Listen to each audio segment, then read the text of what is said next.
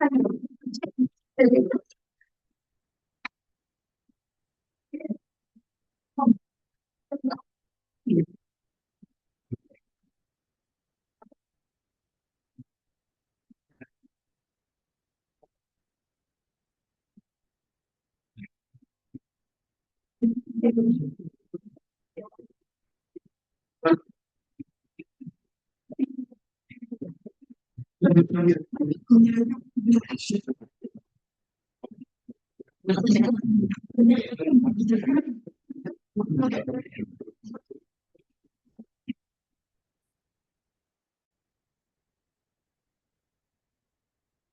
जी।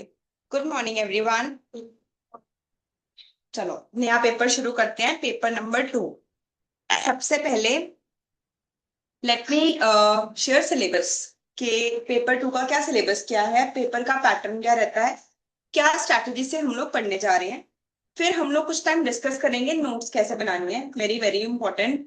And उसके बाद actually पढ़ाई। तो सबसे पहले तो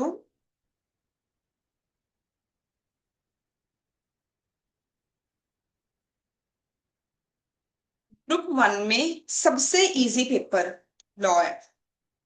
बिलीव मी व्हेन आई से दिस। लॉ क्यों, अब उसका मैंने टैक्स में नहीं ऐसा बोला, मैं इनकम टैक्स से तो हटती हूँ। तो ऐसा नहीं कि I am one of those faculties जो कि ये बोलेगा भाई मेरा सब्जेक्ट इजी है। जेन्युइनली लॉ बहुत इजी है एंड बहुत स्कोरिंग भी है। देखो अकाउंट्स के पेपर में ना, पहले पेपर में नर्वसनेस बहुत ज्यादा होती है।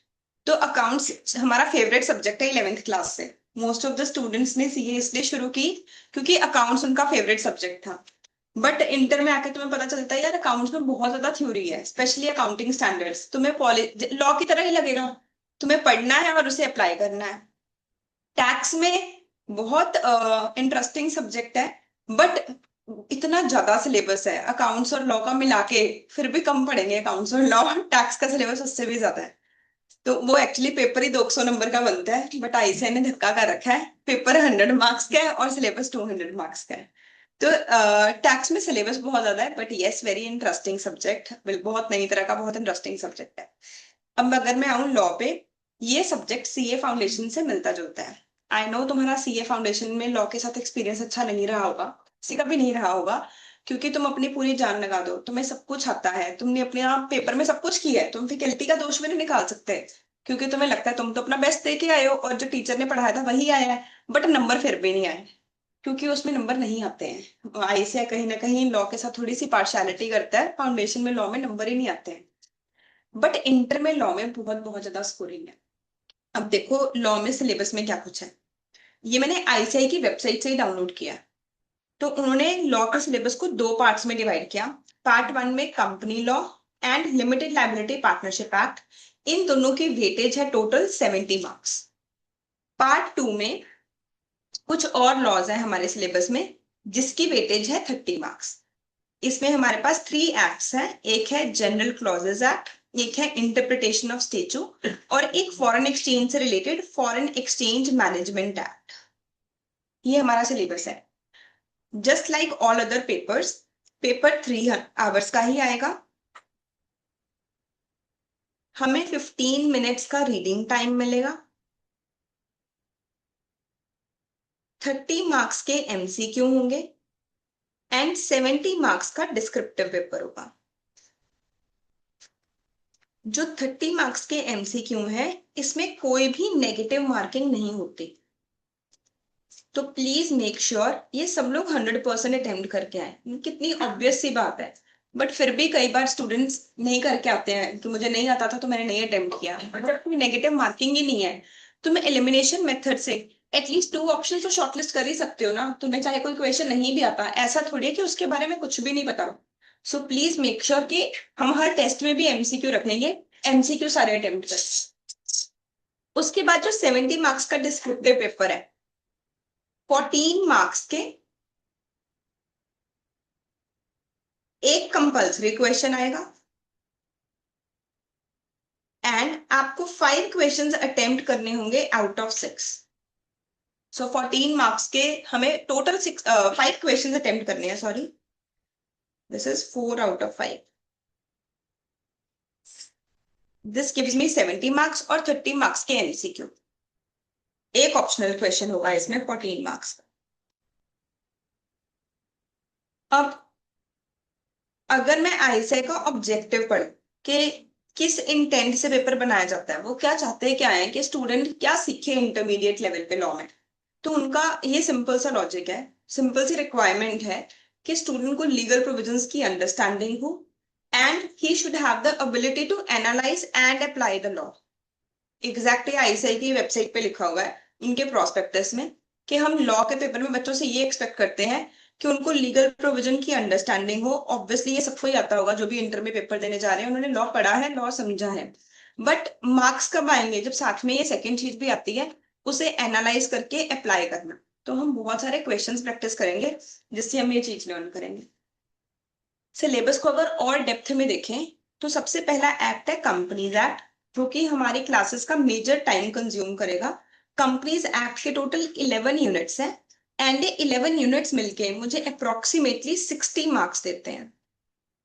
उसके अलावा चार छोटे छोटे यूनिट्स हैं, each weighing about 10 marks each. हम सबसे पहले ये वाले टॉपिक्स करेंगे।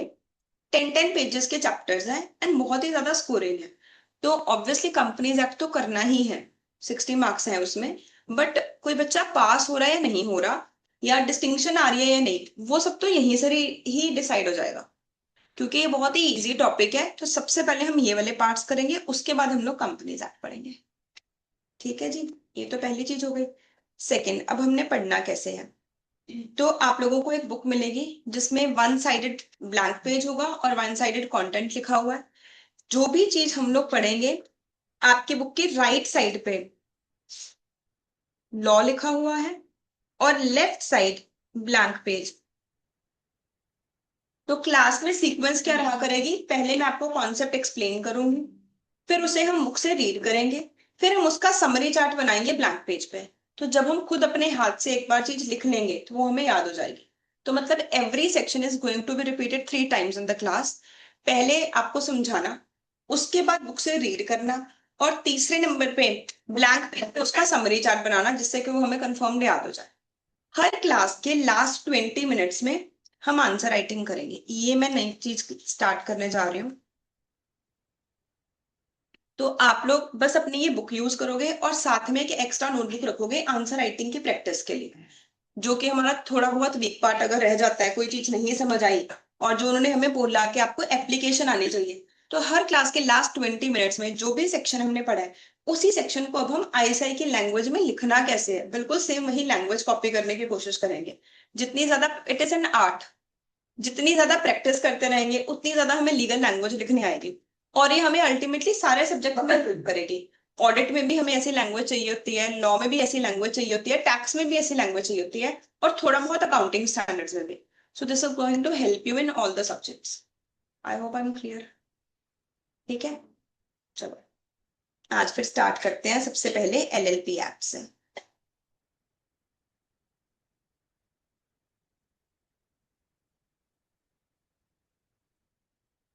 एलएलपी का मतलब होता है लिमिटेड लाइबिलिटी पार्टनरशिप।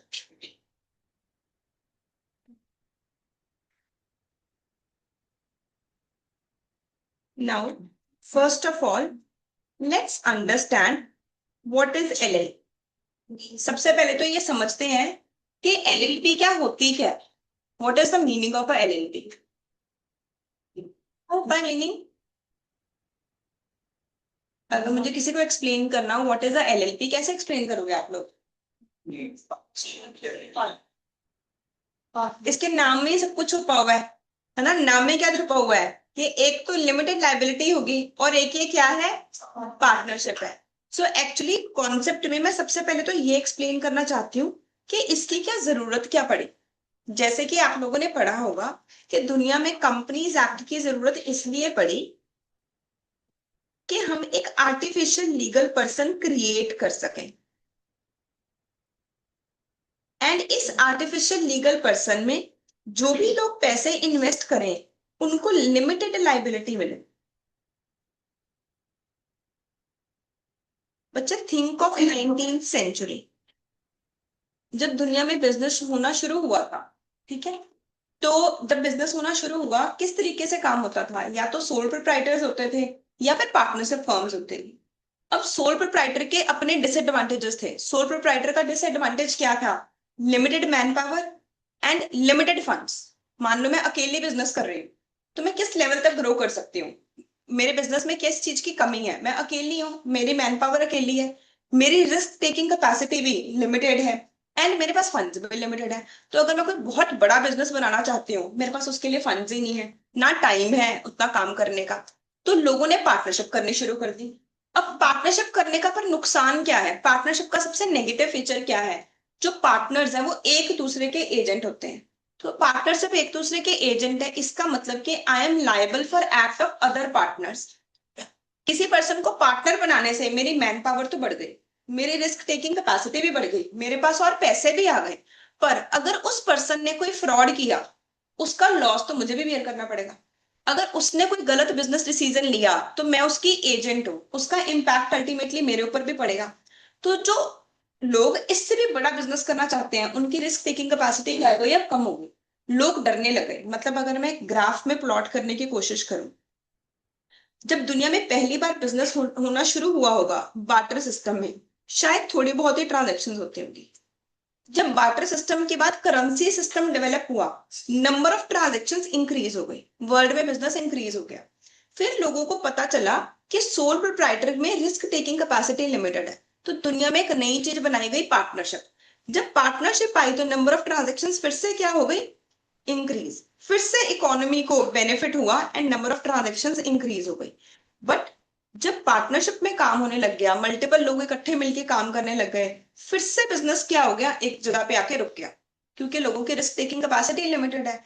तो दुनिया में एक कॉन्सेप्ट बनाया गया कि ऐसे करते हैं, हम एक लीगल पर्सन बनाते हैं। ये जो लीगल पर्सन है, ये अलग पर्सन है, और जो इसमें पैसे डाल रहे हैं, जो इन्वेस्ट कर रहे हैं, वो अलग पर्सन है। दोनों की सेपरेट लीगल एंटिटी है, एंड इसकी अपनी लाइबिलिटी होगी जो ये लीगल पर्सन है, और जो इसके मेंबर्स हैं उनकी अपनी लाइबिलिटी होगी। तो किस चीज का बेनिफिट दिया गया? लिमिटेड लाइबिलिटी का बेनिफिट दिया गया। अब इंडिया में क्या पूरे वर्ल्ड में लिमिटेड लाइबिलिटी आने का बहुत ज्यादा बेनिफिट हुआ, बहुत बिजनेस ग्रो हुआ। जब 19th सेंचुरी में इंडस्ट्रियल रेवोल्यूशन आई, आप लोगों ने बिजनेस स्टडीज में पढ़ा होगा कि इंडस्ट्रियल रेवोल्यूशन आई थी। वो किस वजह से आई थी? Because of the concept of corporate. अगर कंपनी जैसा कोई कॉन्सेप्ट ना होता, तो क्या आप इमेजिन कर सकते हो किसी में इतनी बिजनेस रिस्क टेकिंग कैपेसिटी होती कि वो एरोप्लेन बनाने की सोचता? जियो कंपनी ने पूरे वर्ल्ड में, पता है, सबसे चीपेस्ट इंटरनेट इंडिया में आज के डेट में।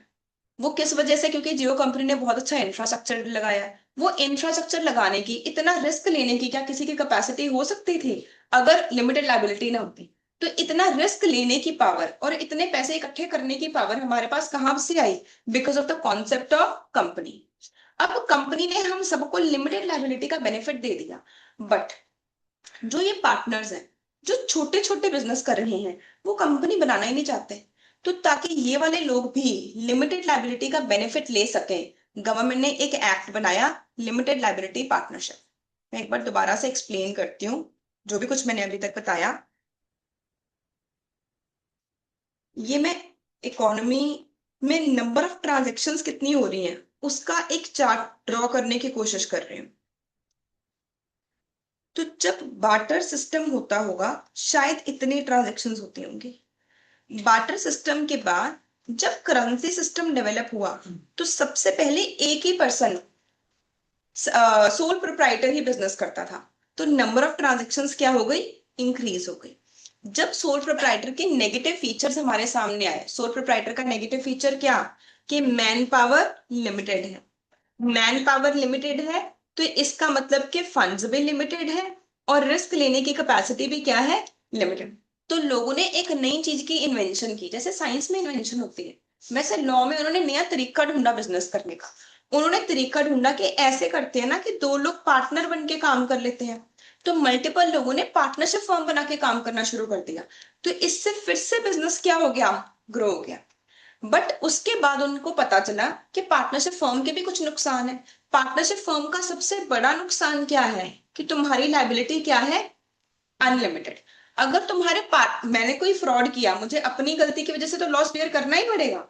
अगर मेरे पार्टनर ने कोई गलती कर दी, मुझे उसमें लॉस बियर करने देना पड़ेगा। तो लोगों की रिस्क टेकिंग कैपेसिटी क्या हो गई, कम हो गई। तो इस टाइम पे बिजनेस ग्रो करने के लिए गवर्नमेंट ने एक नई चीज बनाई, कंपनी, जिसकी वजह से वर्ल्ड एक्सपैंड ही करता जा रहा है, वर्ल्ड इकोनॉमी एक्सपैंड ही करती जा रही है। क्योंकि कंपनी में क्या हुआ, रिस्क टेकिंग कैपेसिटी अनलिमिटेड हो गई। सोचो, रिलायंस कंपनी में करोड़ों लोगों ने शेयर खरीदे हुए हैं, जोमेटो में करोड़ों लोगों ने शेयर खरीदे हुए हैं। हम सब लोग अगर एक एक शेयर भी खरीद रहे हैं तो कंपनी के पास थाउजेंड्स ऑफ करोड़ पैसे इकट्ठे हो गए। तो जो रिस्क है इतने सारे लोगों में बट गया। तो ना अब कोई फंड्स की कमी है, रिस्क टेकिंग कैपेसिटी बढ़ चुकी है, और जो मेंबर्स है उनको कोई स्ट्रेस भी नहीं है, क्योंकि उनकी लाइबिलिटी तो क्या है, लिमिटेड है। तो कॉर्पोरेट फॉर्म ऑफ ऑर्गेनाइजेशंस, या फिर जिसका पहला एग्जांपल है कंपनी, ये इसकी वजह से वर्ल्ड में बिजनेस बहुत ज्यादा ग्रो किया। बट उसके बाद गवर्नमेंट को लगा कि जिस हिसाब से पॉपुलेशन बढ़ रही है, अगर हम लोगों ने एम्प्लॉयमेंट जनरेट नहीं की तो सोसाइटी में बहुत सारी प्रॉब्लम्स क्रिएट हो जाएंगी। अगर एम्प्लॉयमेंट जनरेट करनी है तो आम बंदे में कॉन्फिडेंस भरना पड़ेगा कि वो बिजनेस कर सके। अब आम बंदे में कॉन्फिडेंस कैसे भरे कि वो बिजनेस कर सके, उन्होंने बोला हम इसे भी बेनिफिट दे देते हैं लिमिटेड लाइबिलिटी का। तो गवर्नमेंट ने क्या कॉन्सेप्ट बनाया, एक एलएलपी। तो सबसे फर्स्ट क्वेश्चन जो आज मैंने क्लास में डिस्कस किया है, दैट इज नीड। हमें क्या जरूरत क्या पड़ी एलएलपी एक्ट की, हमें एलएलपी एक्ट की जरूरत पड़ी टू प्रमोट एंटरप्रेन्योरशिप। तो जब आप अपनी बुक पढ़ी होगी आप लोगों ने सीए फाउंडेशन में, तब भी वहां पर ये लाइन लिखी हुई आई होगी कि स्मॉल प्रोफेशनल्स के लिए, वेंचर कैपिटलिस्ट के लिए सबसे ज्यादा रिकमेंडेड चीज क्या है, एलएल। क्यों है ये रिकमेंडेड, क्योंकि ये कंपनी की तरह बहुत ज्यादा लीगल कंप्लायंस भी नहीं मांगती है, और पार्टनरशिप की तरह अनलिमिटेड लाइबिलिटी भी नहीं है। ये दोनों चीजों का मिक्सचर है। आई होप सबको इतनी बात समझ आई है। कोई कंफ्यूजन, कोई डाउट? तो मेरे साथ अब एक नोट लिखेंगे, what is a LLP. LLP होती क्या है,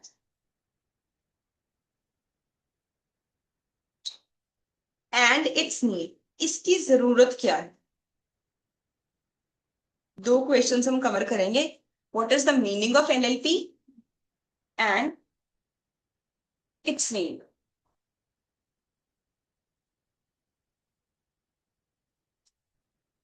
एलएलपी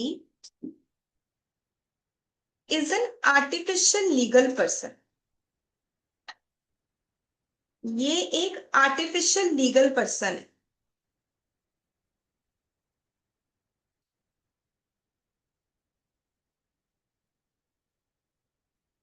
जो कि हाइब्रिड है ट्रेडिशनल पार्टनरशिप का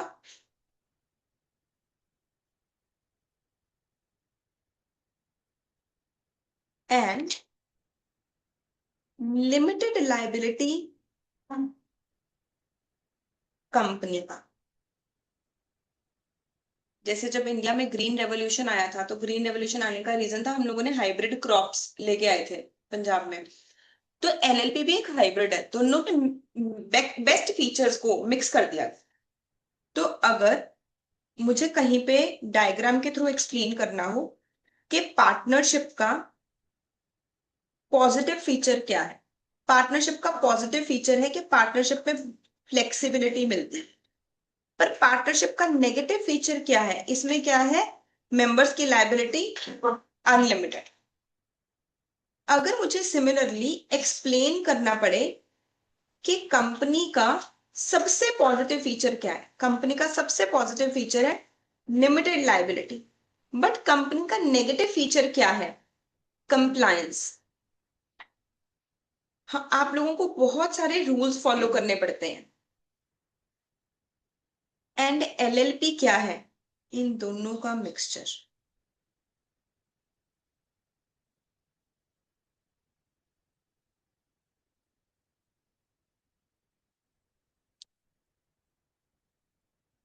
and this is the change I want in your answer writing. Foundation में हम अलग तरीके से लिखते थे आंसर, इंटर में हम अलग तरीके से प्रेजेंट करेंगे। जो भी लॉ है हम लोग बुलेट्स में अपने सारे पॉइंट्स बताया करेंगे कि ये मेन 4 या 5 पॉइंट्स इसमें अप्लाई होंगे।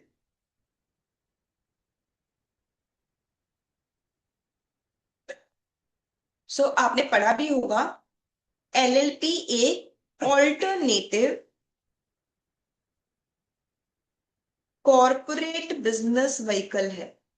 It is an alternative corporate business vehicle.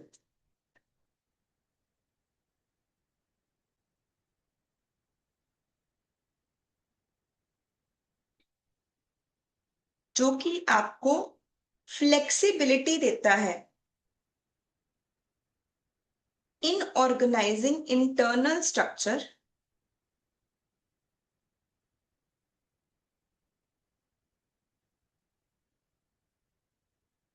Like a firm.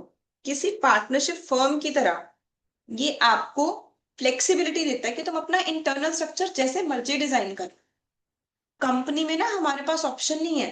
Company में हर चीज के लिए रूल बने हुए हैं। प्राइवेट कंपनी में मिनिमम 2 डायरेक्टर रखने ही पड़ेंगे। मैक्सिमम 200 शेयर होल्डर्स ही हो सकते हैं। सिमिलरली पब्लिक कंपनी में मिनिमम 3 डायरेक्टर्स चाहिए ही चाहिए, मिनिमम 7 शेयर होल्डर्स चाहिए ही चाहिए, उसके बिना पब्लिक कंपनी बन ही नहीं सकती। बट एलएलपी में हमें बहुत ज्यादा फ्लेक्सिबिलिटी मिलती है। जैसे आपको याद है, आपने पार्टनर 12th क्लास में पढ़ा था कि अगर पार्टनर्स ने कोई मर्जी पीएसआर डिसाइड कर ले, 5:3, 2:1, जो मर्जी पीएसआर, पार्टनर्स को सैलरी देनी है या नहीं देनी, उनके पास पूरी फ्लेक्सिबिलिटी है।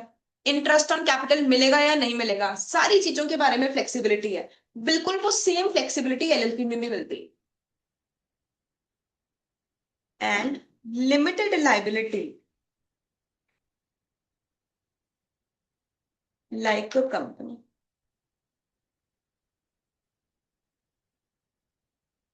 Thus, it is best suited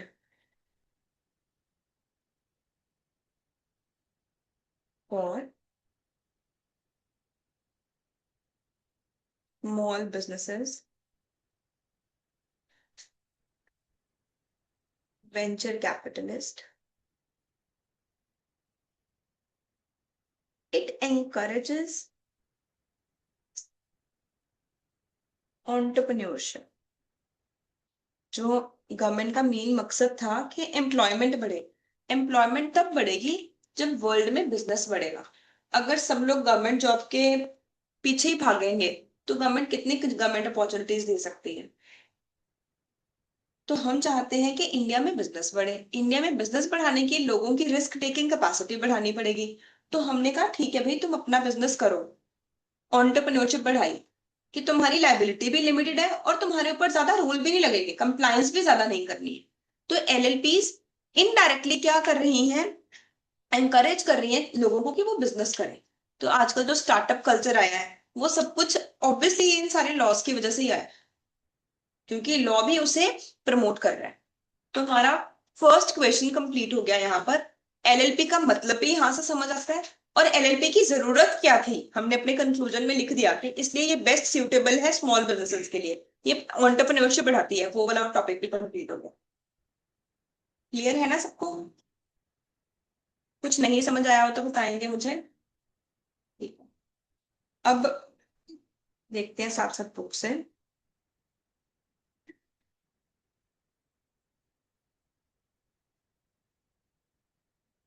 हाँ जी, पेज नंबर 15.1 जिन लोगों के पास बुक है, बाकी सबको अभी बुक मिल जाएगी वेडनेसडे तक, सॉरी थर्सडे फ्राइडे तक। देखो, एलएलपी एक्ट बना था 2008 में। प्रेसिडेंट का कंसेंट मिला था 7 जनवरी 2009 एंड ये एप्लीकेबल होना शुरू हो गया 9 जनवरी 2009। ये रेलेवेंट है, बट मैंने आपको सिर्फ इसलिए बताया, ये लाइन इसलिए हमारे बुक में लिखी हुई है क्योंकि एक्ट तो कब बना था 2008 में, बट ये एप्लीकेबल 2009 से हो। सिर्फ इतनी सी बात के लिए बताया। हर एक्ट में टॉपिक को डिवाइड किया जाता है सेक्शंस में। सो एलएलपी एक्ट में टोटल 81 सेक्शंस है। कंपनीज एक्ट में 470 सेक्शंस है। एलएलपी एक्ट में 81 सेक्शंस है। कंपैरेटिवली बहुत छोटा सा एक्ट है। पूरा एक्ट ही हमारे सिलेबस में है 1 to 81। सारे सेक्शंस हम लोग क्लास में पढ़ेंगे, समझेंगे और याद करेंगे। एंड इस एक्ट के 4 शेड्यूल्स हैं। जैसे कि कंपनीज एक्ट के 6 शेड्यूल में क्या लिखा हुआ है, थर्ड शेड्यूल में क्या लिखा हुआ है, बैलेंस शीट का फॉर्मेट। ये तो अकाउंट्स में पढ़ लिया होगा ना कंपनी एक्ट के। तो शेड्यूल्स होते क्या है, बच्चे एक्ट बनने के बाद एक्ट में कुछ चीजों का रेफरेंस दिया हुआ है। अब हम लोगों को समझाना चाहते हैं, उसका एक अच्छा फॉर्मेट देना चाहते हैं कि हमारे अकॉर्डिंग बेस्ट बैलेंस शीट कैसे होगी, उसमें कैसे प्रेजेंटेशन की जाएगी। आपको अकाउंट्स में सर ने बताया होगा डिस्क्लोजर इन अकाउंट्स कितना इंपॉर्टेंट रोल प्ले करता है कि आम बंदा आपके अकाउंट्स को समझ सके। तो कुछ इंपॉर्टेंट चीजें जो कि अच्छे से डिस्क्लोज होनी जरूरी है, इसलिए अकाउंटिंग स्टैंडर्ड्स बनाए गए। उसी लाइंस पे ही उन्होंने शेड्यूल्स बनाए। शेड्यूल्स में बताया है हमें कि बैलेंस शीट का क्या फॉर्मेट होगा, पीएनएल का क्या फॉर्मेट होगा। तो शेड्यूल 3 में ये सारे फॉर्मेट्स गिवन है। जैसे कि कंपनीज एक्ट में 7 शेड्यूल्स हैं, हम पढ़ेंगे हमारे कंपनीज एक्ट के सिलेबस में। एलएलपी एक्ट में 4 शेड्यूल्स हैं। 4 शेड्यूल्स में से फर्स्ट शेड्यूल में बताया गया है पार्टनर के क्या राइट्स होते हैं, एलएलपी के क्या राइट्स है in the absence of formal agreement. अगर पार्टनर्स ने आपस में कोई अग्रीमेंट नहीं किया हुआ, तो अगर पार्टनर्स ने आपस में डिसाइड कर रखी है पीएसआर, फिर तो वही अप्लाई हो जाएगी। पार्टनर्स ने एक दूसरे के रोल्स ड्यूटीज डिसाइड कर रखे हैं, फिर तो वही अप्लाई हो जाएंगे। नहीं तो वो सब कुछ कहाँ पर लिखा हुआ है, फर्स्ट शेड्यूल। अगर कोई पुरानी ऑर्गेनाइजेशन को भी लगे कि एलएलपी बनाने के ज्यादा फायदे हैं, तो आप उसे कन्वर्ट कर सकते हो। तो पार्टनरशिप फॉर्म को कन्वर्ट करने के लिए प्रोसीजर बताया गया है सेकेंड शेड्यूल में। प्राइवेट कंपनी को अगर कोई एलएलपी में कन्वर्ट करना चाहता है तो प्रोसीजर बताया गया है थर्ड शेड्यूल में। एंड अनलिस्टेड कंपनी को कन्वर्ट करने के लिए प्रोसीजर बताया गया है फोर्थ शेड्यूल में। इसके साथ ही मैं सेक्शंस भी लिखवा देती हूँ। Section number 55, 56 and 57, total 81 sections है हमारे। ये 3 सेक्शन साथ ही कंप्लीट हो गए। इन सेक्शंस में इसका प्रोसीजर लिखा हुआ है। क्या लिस्टेड कंपनी को एलएलपी में कन्वर्ट कर सकते हैं? कौन से शेड्यूल में बताया हुआ है पंकज, लिस्टेड कंपनी को एलएलपी में कन्वर्ट करना?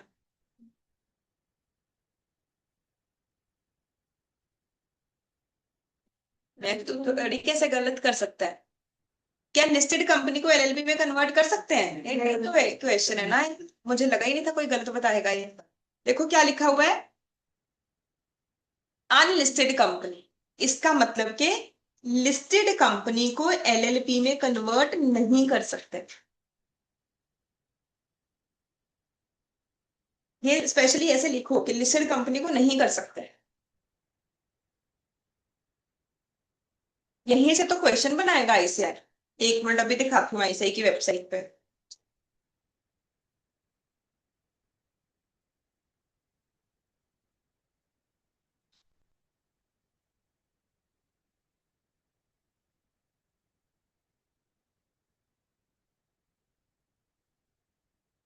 हाँ जी बताओ, फर्स्ट क्वेश्चन। लिस्टेड कहते किस चीज को कन्वर्ट नहीं कर सकते एलएलपी में?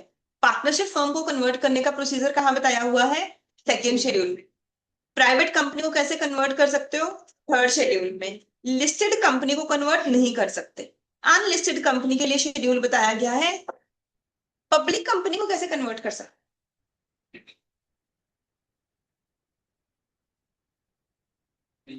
नहीं कर सकते पब्लिक कंपनी को। पब्लिक कंपनी को कन्वर्ट करने का प्रोसीजर कहाँ बताया गया है? थोड़ा सा दिमाग देखो, लॉ याद भी करना है, एनालाइज भी करना है। इसे देख के बताओ, पब्लिक कंपनी को एलएलपी में कैसे कन्वर्ट कर सकते हैं, कौन से शेड्यूल में बता रखा है? फोर्थ में, है ना। ये किसे रेफर कर रहे हैं? पब्लिक कंपनी दो तरह की होती है ना, लिस्टेड और अनलिस्टेड। प्राइवेट कंपनी तो थर्ड शेड्यूल में कवर हो ही गई। तो पब्लिक कंपनी को कन्वर्ट करने का प्रोसीजर किस में आया, फोर्थ शेड्यूल में आया। बट पब्लिक कंपनी में उन्होंने स्पेशली कैटेगराइज कर दिया कि अनलिस्टेड को तो कन्वर्ट कर सकते हो, लिस्टेड को नहीं कर सकते। उसका देखो सही लॉजिक भी तो है ना। अभी याद तो लॉजिक से रहेगा, कितनी की चीजें याद रख लेंगे अदरवाइज। जो लिस्टेड कंपनी है उसके ऊपर सेबी के रूल्स अप्लाई हो रहे हैं, तो हम उसे कैसे बोल दे कि नहीं तुम्हारे ऊपर थोड़े से रूल्स लगेंगे। जो लिस्टेड कंपनी है उसने पब्लिक से फंड्स इकट्ठे कर रखे हैं। मान लो मैं बोलूं कि तुम सब लोग मुझे पैसे दो बिजनेस करने के लिए, मैंने तुमसे पैसे ले लिए, उसके बाद मैं गवर्नमेंट को बोल लूं मेरे ऊपर लॉ कम लगाओ, तो मुझे कोई रोक सकेगा फिर फ्रॉड करने से? नहीं, कंप्लायंस तो कर। अगर मैंने लोगों से पैसे इकट्ठे किए हैं तो मेरे ऊपर तो रूल्स ज्यादा ही लगने चाहिए ना। तो लिस्टेड कंपनी ने पब्लिक से फंड्स इकट्ठे कर रखे हैं, उसमें पब्लिक एट लार्ज इंटरेस्टेड है। हम उसे कैसे बोल सकते हैं कि तुम्हारी कंप्लायंस कम हो जाए?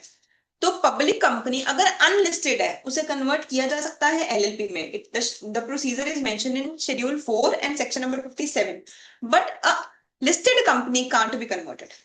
राइट. क्या जरूरत क्या है और क्या बेनिफिट्स क्या है एलएलपी के? तो कहते हैं एलएलपी एक ऑल्टरनेटिव कॉर्पोरेट स्ट्रक्चर है इंडिया की इकोनॉमिक नीड्स को मीट करने के लिए. ये फिल करती है वॉइड, गैप फिल करती है जो अनलिमिटेड लायबिलिटी पार्टनरशिप्स के और कंपनी के बीच का गैप था. कुछ लोग पार्टनरशिप फॉर्म से बड़ा बिजनेस करना चाहते हैं, बट वो कंपनी जितने रूल फॉलो नहीं करना चाहते. तो जो इसके बीच में लोग आते थे कि वो पार्टनरशिप से एक्सपैंड करना चाहते हैं पर कंपनी जितने रूल्स नहीं फॉलो करना चाहते, उस गैप को कौन फिल कर रहा है? एलएलपी. ये लिमिटेड लायबिलिटी का बेनिफिट देती है, फ्लेक्सिबिलिटी देती है कि आप अपना इंटरनल स्ट्रक्चर जैसे मर्जी ऑर्गेनाइज करो. जो एलएलपी है वो अपने लाइबिलिटीज के लिए खुद लाइबल है. Full extent of its assets. The liability of partners is limited. Partners की लाइबिलिटी कितनी होगी? Up to the amount of capital contributed by them. तो हम लोगों ने अभी तक ये पढ़ा. एलएलपी एक्ट बना था 2008 में, अप्लाई होना शुरू हुआ 2009 में. इस एक्ट में 4 शेड्यूल्स हमें गिवन है. 81 सेक्शंस हैं बट अदरवाइज 4 शेड्यूल्स गिवन है. फर्स्ट शेड्यूल में हमें ये बताया गया है एलएलपी अग्रीमेंट अगर पार्टीज ने नहीं बनाया हुआ तो क्या रूल्स लगेंगे. तो अगर पार्टीज ने एलएलपी अग्रीमेंट बना रखा है, फॉर्मल अग्रीमेंट का नाम है एलएलपी अग्रीमेंट, फिर तो वही अप्लाई होगा. अगर वो नहीं बनाया हुआ तो क्या अप्लाई हो जाएगा? First schedule. अगर कोई पुराने टाइप की बिजनेसेस को लग रहा है यार एलएलपी के तो बड़े फायदे हैं, गवर्नमेंट ने तो इतनी अच्छी चीज बना दी, हम क्यों पार्टनरशिप फर्म में काम कर रहे हैं, हमें लिमिटेड लायबिलिटी का बेनिफिट लेना चाहिए, तो पुराने बिजनेसेस कन्वर्ट कर सकते हैं एलएलपी में. Partnership firm section 55 and schedule 1 को 2 को रेफर करेगी. Private company section 56 and schedule 3 को. Unlisted company which is a public company refer करेगी शेड्यूल 4 एंड सेक्शन नंबर 57. आगे चल सकते हैं ना? अच्छा, आप में से कोई बताएगा वेंचर कैपिटलिस्ट कौन होता है? क्लास में कोई भी ऐसा स्टूडेंट है? वीसी या वेंचर कैपिटलिस्ट क्या होता है? अच्छा हुआ फिर तो पूछ लिया. कभी भी नहीं वर्ड सुना वेंचर कैपिटलिस्ट. वीसी वर्ड तो सुना होगा. सीड फंडिंग सुना हुआ है? एंजल इन्वेस्टर सुना हुआ है? क्या होता है एंजल इन्वेस्टर? एक ऐसा इंडिविजुअल ज्यादा मतलब ऐसा नहीं कैपिटल इन्वेस्ट करना. तो शार्क टैंक में जो शार्क्स हैं वो बेसिकली वीसी या एंजल इन्वेस्टर्स है. ठीक है, अब आगे से इस वर्ड से ही मीनिंग निकालना है. तो एंजल इन्वेस्टर मतलब जो एंजल बन के आया मेरे बिजनेस के लिए, जिसने आपके बिजनेस में एक टाइम जिसपे बहुत ज्यादा फंड्स की रिक्वायरमेंट थी, कोई आपके बिजनेस पे ट्रस्ट नहीं कर रहा था, तब पैसे दिए. फॉर एग्जाम्पल जोमेटो कंपनी अब आईपीओ हो गया, अब तो सब लोगों ने जोमेटो के शेयर्स खरीद लिए. दिख रहा है इंडिया में कि जोमेटो बहुत सक्सेसफुल हो गई है, बहुत प्रॉफिट अर्न करती है. बट जब पहली बार पर्सन ने 2011-12 में कंपनी बनाई थी, किसी को भी उसके आइडिया पे ट्रस्ट ही नहीं. उस टाइम पे जिस पर्सन ने उसे पैसे दिए उसे हम लोग बोलते हैं एंजल इन्वेस्टर. वो कंपनी के शेयर खरीदता है एंड उसके बदले में कंपनी को फंडिंग देता है. इसी चीज को सीड फंडिंग भी बोलते हैं. देखो सीड से प्लांट शुरू होता है ना, तो वहीं से लॉजिक बनाया गया. जो कंपनी को इनिशियल फंड्स देता है, सीड फंडिंग करता है, उसे हम लोग क्या बोलते हैं? Angel investor. अब लोगों ने बिजनेस शुरू कर दिया स्टार्टअप्स में इन्वेस्ट करने का. तो जो लोगों ने बिजनेस शुरू किया स्टार्टअप्स में इन्वेस्ट करने का, वो खुद भी एक कंपनी बनाते हैं. लेट्स अज्यूम कि शार्क टैंक में 4 शार्क्स आए, विनीता, अमन, अनुपम, इन सब लोगों ने मिलके अपनी एक नई कंपनी बनाई. ठीक है, लेट्स से चारों शार्क्स ने मिलके 1-1 करोड़ रुपए डाले और 4 करोड़ इकट्ठे कर लिए. अब ये चारों इंटरव्यूज लेते हैं. जिस स्टार्टअप का आइडिया इनको अच्छा लगे, जो इनको लगे यार ये आइडिया अच्छा है और ये बंदा भी सही है, ये बिजनेस चला लेगा, ये प्रॉफिट ले आएगा, ये उस पर्सन को पैसे दे देते हैं. ये जो कंपनी है इसे हम लोग क्या बोलते हैं? Venture capitalist. ठीक है, वेंचर शुरू करने के लिए, बिजनेस शुरू करने के लिए इनिशियल फंडिंग ये कर रहा है. तीनों वर्ड्स का एक ही मतलब है. जैसे हाइपोथिकेशन, मॉर्टगेज या प्लेज, थोड़ा सा डिफरेंस है बट एक ही मतलब है, छोटा सा टेक्निकल डिफरेंस है. बिल्कुल वैसे ही venture capitalist, seed funding and angel investors. अब ये लोग भी तो अपनी लायबिलिटी लिमिटेड रखना चाहते हैं ना. मान लो नमिता थापड़ ने किसी बिजनेस में पैसे इन्वेस्ट कर दिए, वो फार्मा कंपनी है, उस फार्मा कंपनी के ऊपर केस हो जाए, तो ये थोड़ी चाहते हैं कि मेरी लायबिलिटी अनलिमिटेड हो जाए.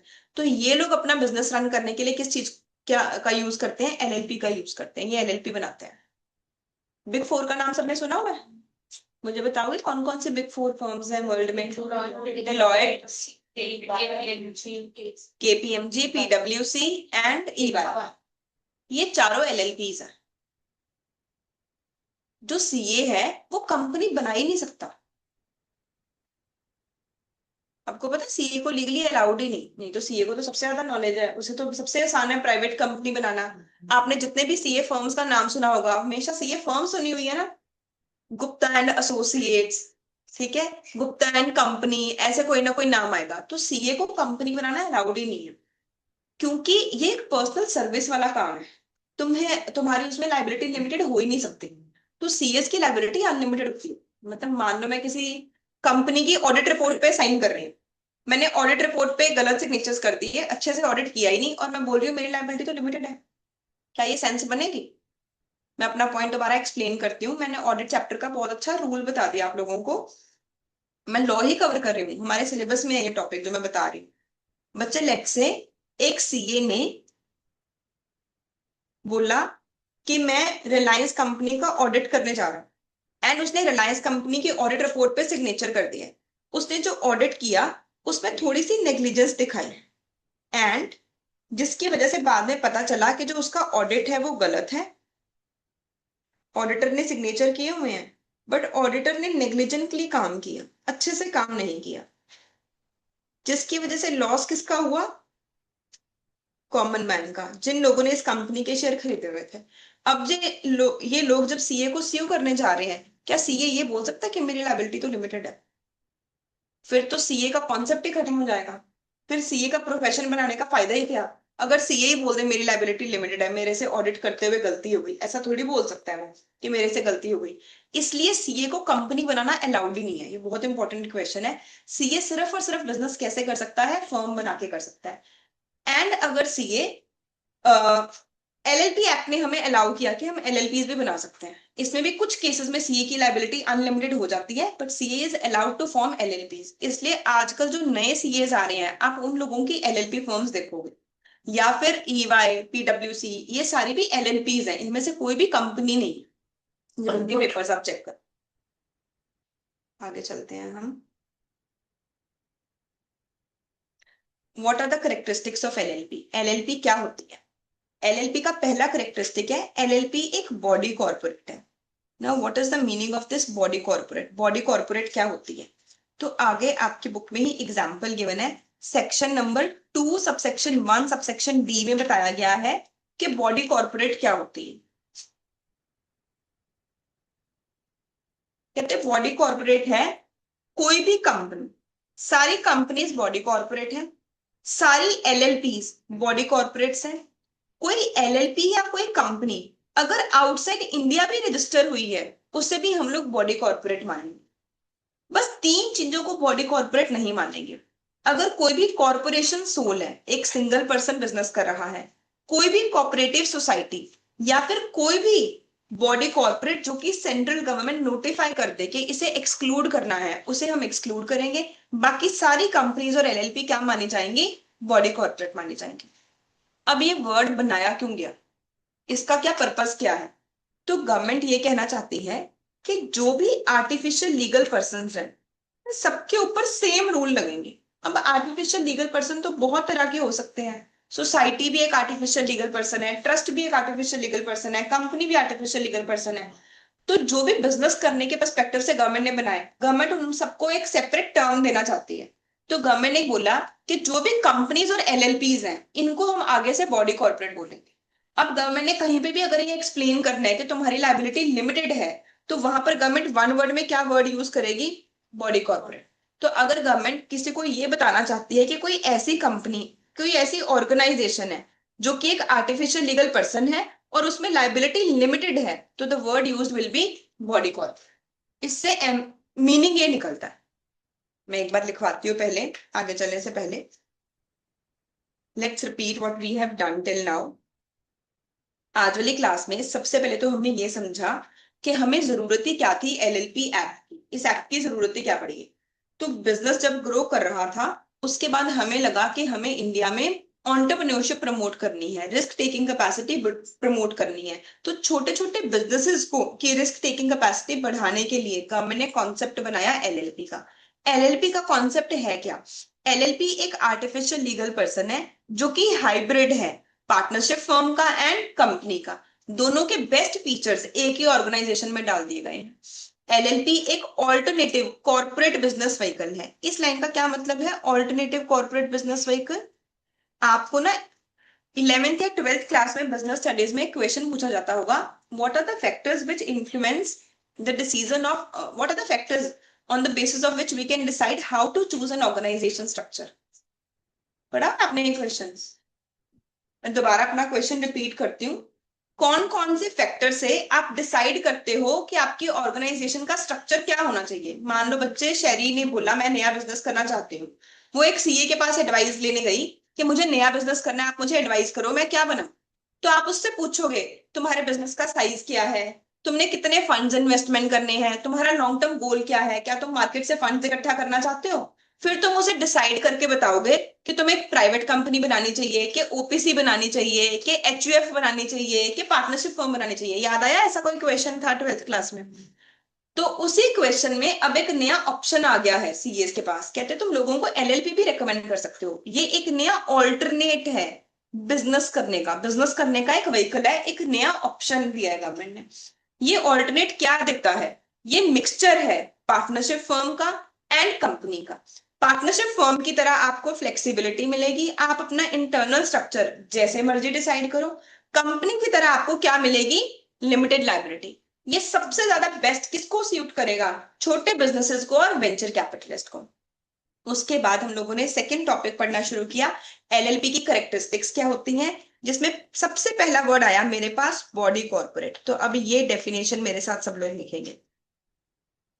जहां पर आपके पास टॉपिक लिखा हुआ है बिल्कुल उसके parallelly, what is a body corporate. Body corporate की डेफिनेशन हमें गिवन है section 2 subsection 1 subsection D 2(1)(d) में। जब तक फाउंडेशन वाला रिपीट हो रहा है ना तब तक तुम्हें थोड़ा सा बोरिंग लगेगा, ठीक है। बट कुछ बच्चे डायरेक्ट एंट्री रूट से हैं, कुछ लोगों ने एलएलपी एक्ट फाउंडेशन में ढंग से नहीं पढ़ा होगा, क्योंकि एक ही क्वेश्चन आता है इसमें से, तो रिपीट करना जरूरी है। Body corporate 2(1)(d। Body corporate क्या होता है? कंपनी इनकॉर्पोरेटेड इन इंडिया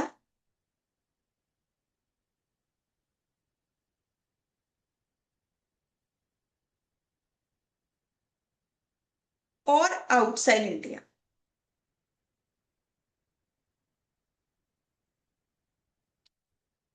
कोई भी कंपनी जो कि इनकॉर्पोरेट हुई है इंडिया में या फिर आउटसाइड इंडिया।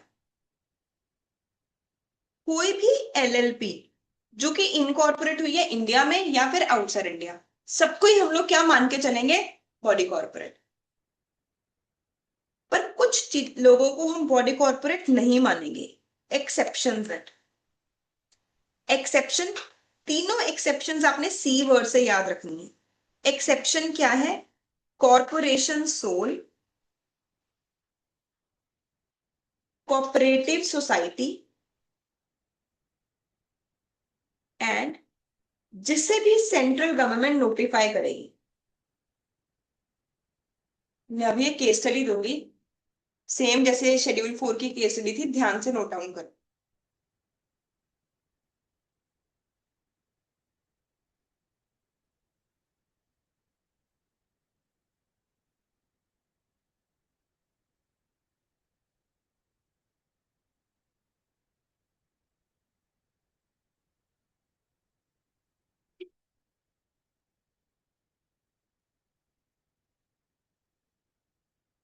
नोट डाउन कर लिया सबने बॉडी कॉर्पोरेट क्या होती है?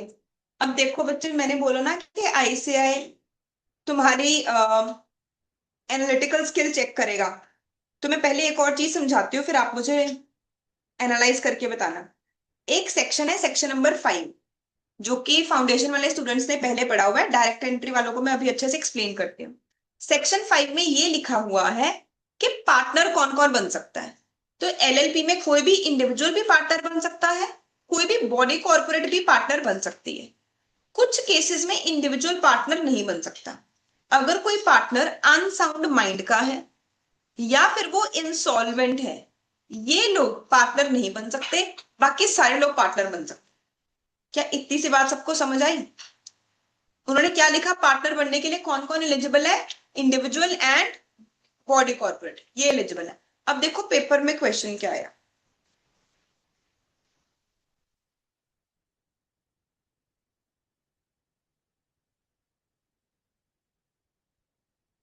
ये सेकेंड क्वेश्चन सब सॉल्व करेंगे।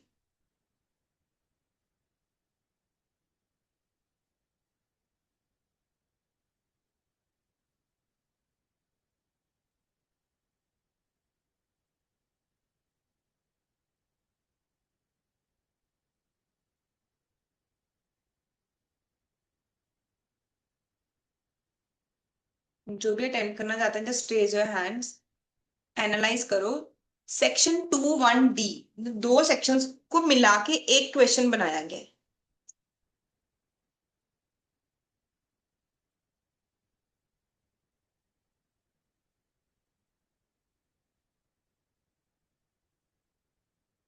पृथ्वी क्या आंसर होगा, क्या इस एलएलपी को इनकॉर्पोरेट किया जा सकता है?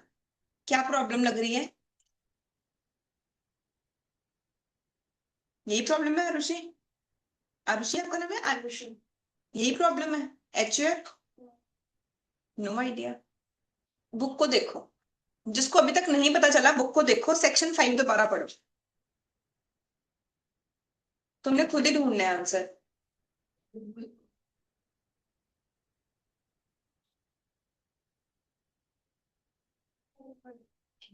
क्या? Yes, very good. देखो जब तुम्हें क्वेश्चन आया, उन्होंने बोला कि एक पर्सन है मिस्टर अंकित, वो एक एलएलपी बनाना चाहते हैं, उसमें कहता मैं मेंबर होऊंगा, मेरी वाइफ मेंबर होगी और एक एचयूएफ पार्टनर होगा। तो सबसे पहले आपके दिमाग में आना चाहिए कि पार्टनर कौन कौन बन सकता है। ये कहां पर लिखा हुआ है? सेक्शन 5 में।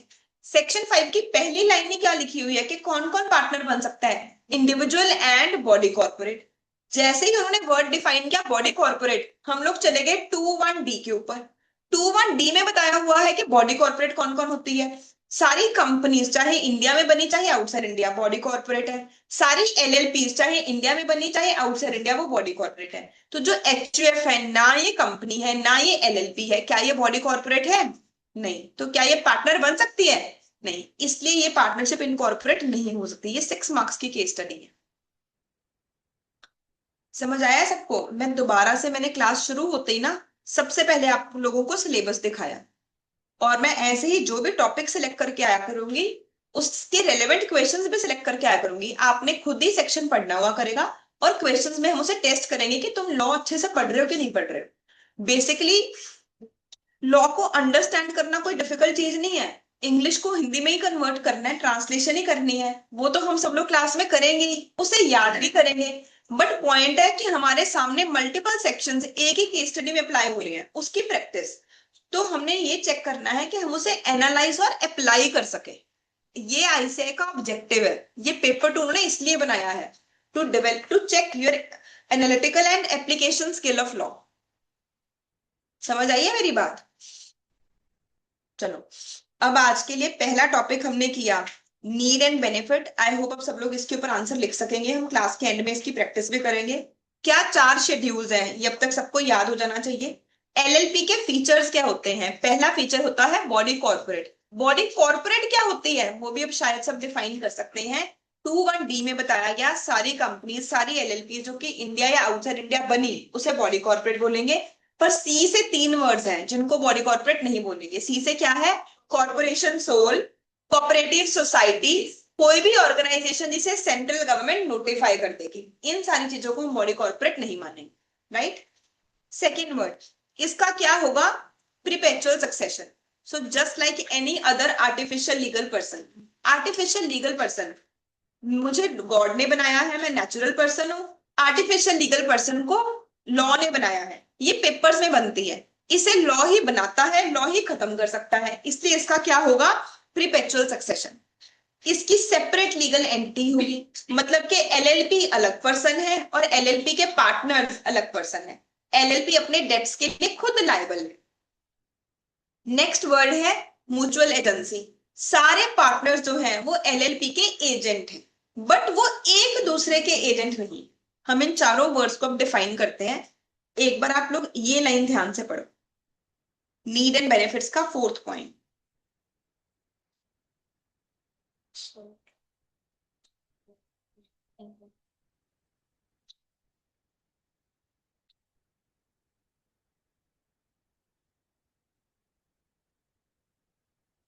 ठीक है, अब मैं करवाने जा रही हूँ second question of the class.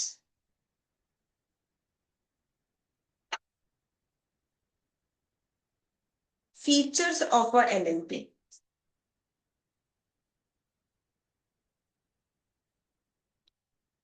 LLP के फीचर्स क्या होते हैं?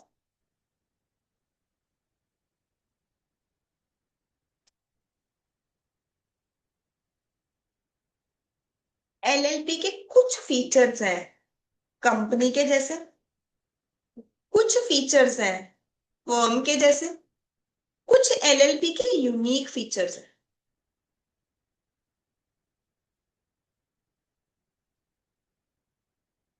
एलएलपी का कंपनी के जैसा क्या फीचर है? Artificial legal person. एलएलपी एक artificial legal person. Artificial legal person का मतलब कि इसकी सेपरेट लीगल एंटिटी है।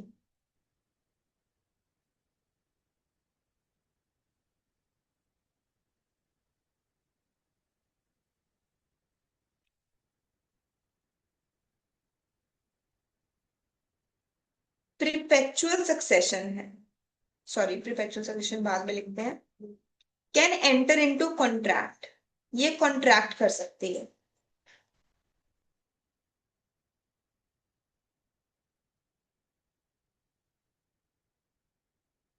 Can acquire immovable property,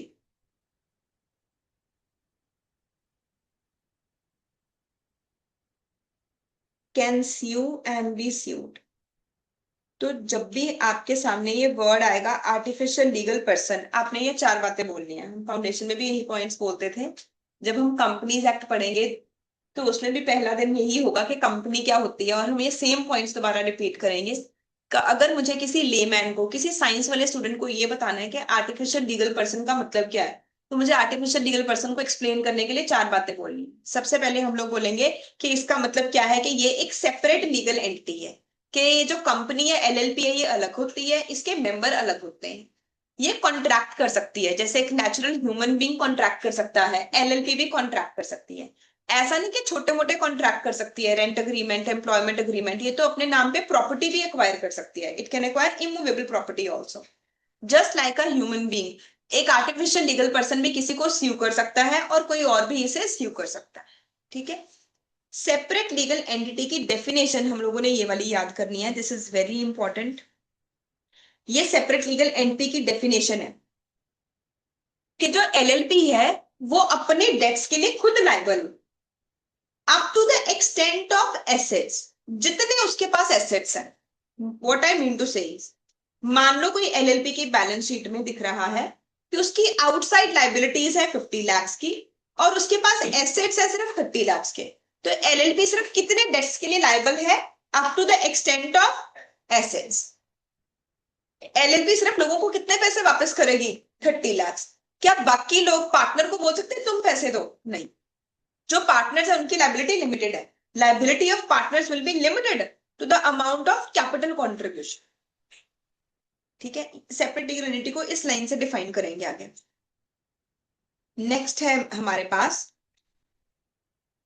second feature है एलएलपी का, म्यूचुअल एजेंसी।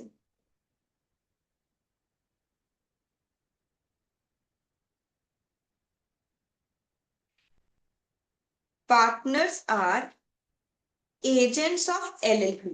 पार्टनर्स एलएलपी के एजेंट हैं, बट नॉट ईच अदर, एक दूसरे के एजेंट नहीं। अनलाइक पार्टनरशिप फर्म,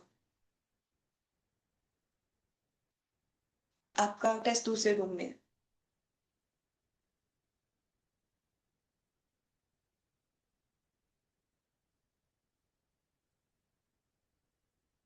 तो जब आप लोगों ने 12th में या सीए फाउंडेशन में पार्टनरशिप के बारे में पढ़ा होगा तो आपने देखा होगा कि जो पार्टनर्स है वो एक दूसरे के एजेंट्स भी होते हैं।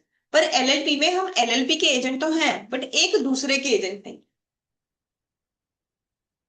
नेक्स्ट वर्ड है एलएलपी अग्रीमेंट। अभी ये वर्ड पहले भी आया था, मैंने पहले भी क्लास में यूज किया था। कहाँ आया था वर्ड? शेड्यूल में। अगर कोई फर्म एलएलपी एलएलपी एग्रीमेंट बनाना भूल गई तो हम क्या अप्लाई करते हैं? शेड्यूल 1। एलएलपी एग्रीमेंट होता क्या है उसकी प्रॉपर डेफिनेशन याद करेंगे, सेक्शन 210। जैसे हमने बॉडी कॉर्पोरेट की डेफिनेशन याद की, एलएलपी अग्रीमेंट क्या होता है उसकी डेफिनेशन गिवन है हमें 210 में। कहते हैं एलएलपी अग्रीमेंट जो है वो एक रिटर्न अग्रीमेंट है, ओरल अग्रीमेंट नहीं है, एक रिटर्न अग्रीमेंट है। किसके बीच का अग्रीमेंट है? पार्टनर्स ऑफ एलएलपी और LLP and partners. LLP agreement में दो लोगों के रिलेशनशिप लिखे हुए हैं, एक तो सिर्फ पार्टनर्स की आपस में राइट्स एंड ड्यूटीज क्या है, और एक पार्टनर्स और एलएलपी का आपस में कैसा रिश्ता है। दोनों चीजें ही कहां पर लिखी हुई है? LLP agreement. इसमें राइट्स एंड ड्यूटीज बताए जाते हैं पार्टनर के भी, और पार्टनर के एलएलपी के साथ क्या राइट्स एंड ड्यूटीज हैं ये भी।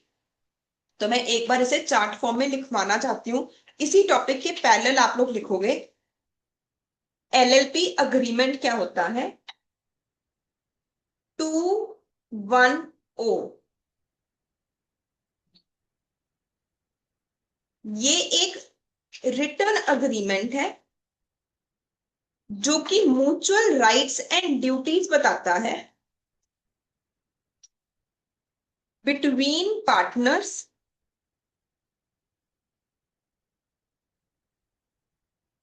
और पार्टनर्स एंड एलएल। मेरा चार्ट बनवाने का पर्पज है कि तुम्हें याद भी आ जाए और जो छोटे छोटे पॉइंट्स सिंपल रीडिंग में मिस हो जाते हैं उसके ऊपर पूरा फोकस जाए। तो एलएलपी एग्रीमेंट में एक्चुअली दो कॉन्ट्रैक्ट्स हैं। लेट्स से एक्स और वाई ने मिलकर एलएलपी बनाई, एक्स और वाई में डिस्प्यूट हो गया तो उसका डिसीजन भी हमें कहां से मिलेगा? एलएलपी एग्रीमेंट से। उन्होंने एलएलपी से कुछ पैसे लेने हैं, उसका डिसीजन भी हमें कहां से मिलेगा? एलएलपी एग्रीमेंट से।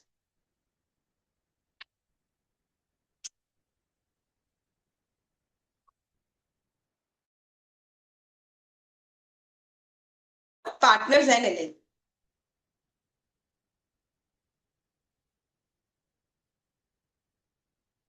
In the absence of same क्या एप्लीकेबल हो जाएगा? अब आप दोबारा से शेड्यूल 1 पढ़ो, अब आपको उसकी लैंग्वेज और अच्छे से समझ आएगी। In the absence of same schedule 1 is applicable.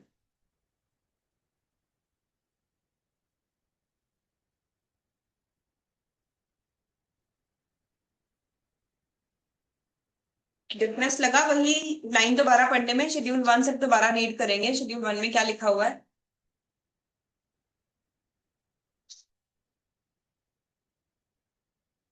Right, बिल्कुल सेम लैंग्वेज आ रही है। अच्छा मुझे सोच के ये बताओ, एलएलपी एग्रीमेंट एलएलपी इनकॉर्पोरेट होने से पहले बनता होगा या बाद में बनता हो?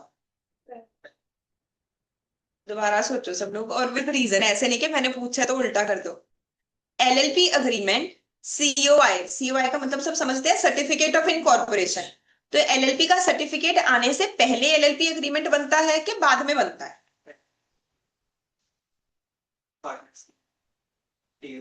सबको लगता है कि पहले बनता है एलएलपी एग्रीमेंट? हाँ जी, रेज योर हैंड्स।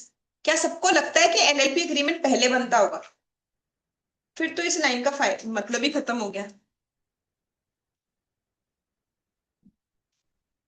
थोड़ा दिमाग तो लगाओ ना। अगर पहले एलएलपी एग्रीमेंट बनता है बाद में एलएलपी बनती है तो क्या ये पॉसिबल है कि सीओआई एलएलपी एग्रीमेंट के बिना ही मिल जाए? यस और नो? नहीं समझ, एनालाइज करो ना अब। क्या ये पॉसिबल है कि मुझे सर्टिफिकेट ऑफ इनकॉर्पोरेशन मिल गया जबकि मैंने एलएलपी एग्रीमेंट बनाया ही नहीं? नहीं पॉसिबल। इसका मतलब कि ऑब्वियसली एलएलपी एग्रीमेंट कब बनता होगा? एलएलपी बनने के बाद, ठीक है, एलएलपी एग्रीमेंट पहले नहीं बनता है। अब मैं इसे प्रूव करती हूँ, पॉइंट नंबर 11।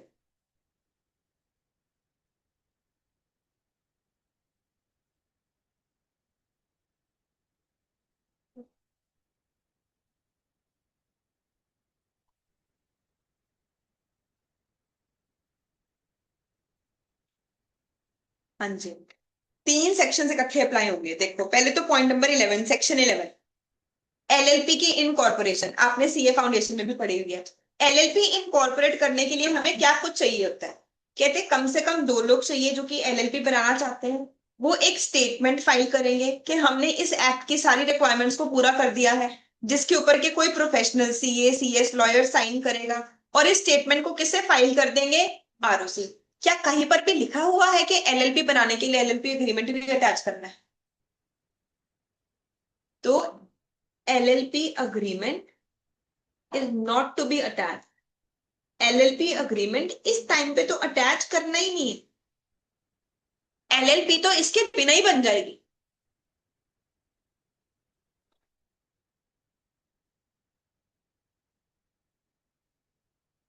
ठीक है ना पृथ्वी?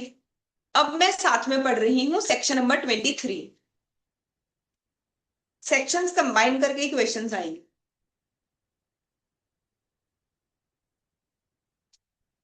आप लोग खुद रीड करो पहले सेक्शन 23 का फर्स्ट और सेकंड पॉइंट, फिर मैं एक्सप्लेन करते हूँ।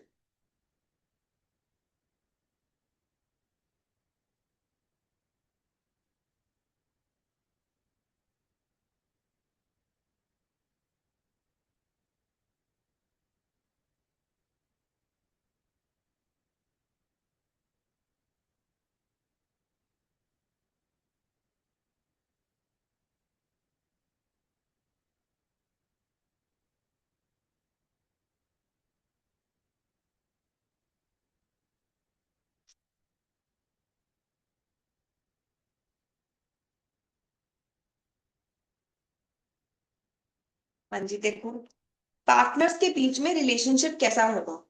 तो पहले तो हमें पता चला कि एलएलपी एग्रीमेंट में एक्चुअली दो कॉन्ट्रैक्ट होते हैं। एक कॉन्ट्रैक्ट होता है पार्टनर्स के बीच का और एक होता है एलएलपी और पार्टनर्स के बीच का। कहते हैं सेव एज अदरवाइज प्रोवाइडेड, मतलब कि जहां पर लॉ में कुछ और लिखा हुआ है फिर तो वही रूल लगेगा। सेव एज अदरवाइज प्रोवाइडेड, अगर कहीं पे कुछ और रूल बना रखा है फिर तो वही लगेगा, अदरवाइज क्या होगा? म्यूचुअल राइट्स एंड ड्यूटीज इन लोगों के कहां से पता चलेंगे हमें? एलएलपी अग्रीमेंट से। एलएलपी अग्रीमेंट या फिर आप उसमें कोई भी चेंज कर रहे हो तो उसे आपने आरओसी को फाइल करना है प्रिस्क्राइब्ड मैनर में, और साथ में जो भी फीस होगी वो फीस भी साथ में पे करनी है। तो एलएलपी बन तो जाती है सेक्शन 11 में। उसके बाद सेक्शन 23 कहता है कि आपको 30 डेज के अंदर अंदर, आगे इंफॉर्मेशन आएगी, 30 डेज के अंदर अंदर एलएलपी एग्रीमेंट फाइल करना है। अगर मैंने 30 डेज के अंदर अंदर एलएलपी एग्रीमेंट फाइल नहीं किया फिर मेरे ऊपर क्या अप्लाई हो जाता है? शेड्यूल 1। तो combined reading of schedule 1, section 11 and section 23 confirms के एलएलपी अग्रीमेंट एलएलपी बनने के बाद बन का। समझ आई है ये बात सबको?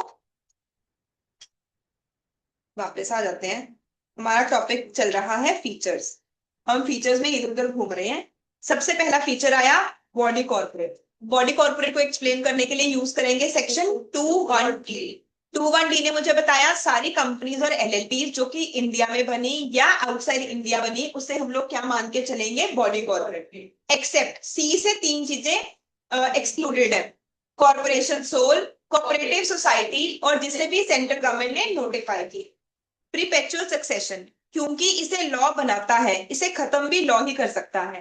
People can come and go but company और LLP goes on forever. Separate legal entity, इसकी अपनी आइडेंटिटी है, इसकी अपनी आइडेंटिटी है, मतलब कि ये अपने डेट्स के लिए खुद लाइबल है। जो पार्टनर्स हैं वो सिर्फ कितनी अमाउंट तक के लिए लाइबल हैं? अपनी कैपिटल कंट्रीब्यूशन तक के लिए।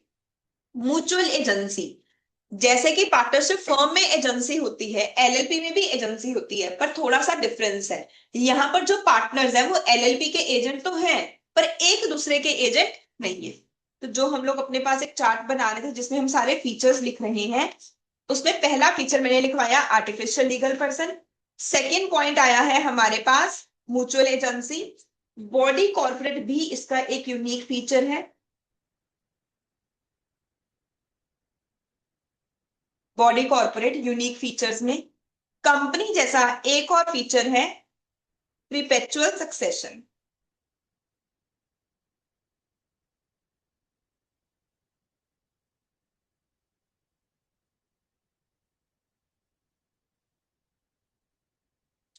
बहुत ध्यान से पढ़ना है लॉ।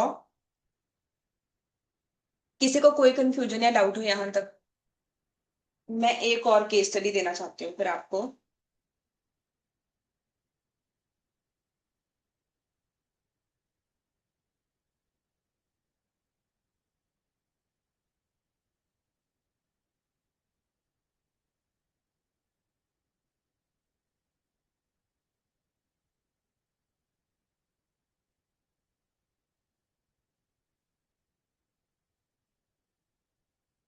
ये मैंने बेयर एक्ट निकाला है जो गवर्नमेंट ने बनाया, ठीक है। अब ऐसे ही मैंने निकाला कंपनीज एक्ट। मैं आपको दोनों में एक एक सेक्शन पढ़ाऊंगी और आपने मुझे उसके बारे में कुछ बताना होगा।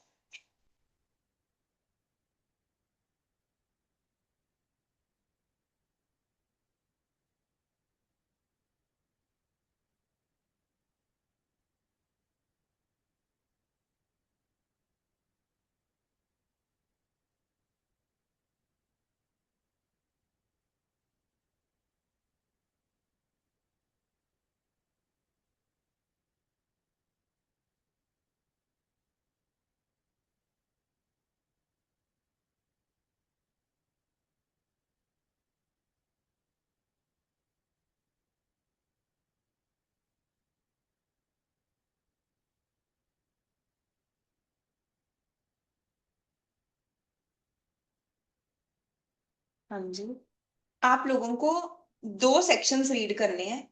कंपनीज एक्ट का सेक्शन नंबर 3 रीड करो पहले तो। ये है कंपनीज एक्ट का सेक्शन नंबर 3। लॉ पढ़ना सीखना है हमें।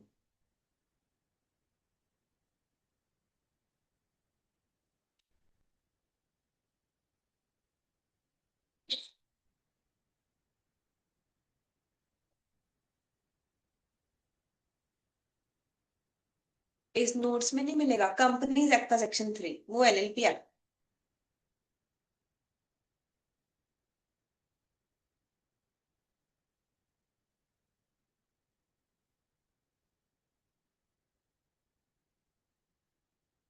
आई एम श्योर सबने पहले पढ़ा हुआ है, चाहे कोई फाउंडेशन रूट से है चाहे डायरेक्ट एंट्री रूट से, सबने पढ़ा हुआ है सेक्शन 3 कि कंपनी बना सकते हैं किसी भी लॉफुल पर्पस के लिए। पब्लिक कंपनी के केस में मिनिमम कितने लोग चाहिए होते हैं? प्राइवेट कंपनी में 2 एंड ओपीसी में 1। जो भी कंपनी बनाना चाहते हैं वो उनको हम सब्सक्राइबर्स बोलते हैं, उनका नाम आता है मेमोरेंडम में और वो इस एक्ट की रिक्वायरमेंट्स को पूरा करते हैं, ठीक है। जो बच्चे फाउंडेशन रूट से हैं उन सबने एलएलपी 7 डायरेक्टर ना पर्सन्स, ये शेयर होल्डर्स हैं, ठीक है। डायरेक्टर वर्ड नहीं यूज किया उन्होंने, पर्सन वर्ड यूज किया। ऐसे ही एलएलपी एक्ट का सेक्शन 11 भी आप लोगों ने पढ़ा हुआ है। सिर्फ ये पॉइंट्स रीड करेंगे, एलएलपी बनती कैसे है।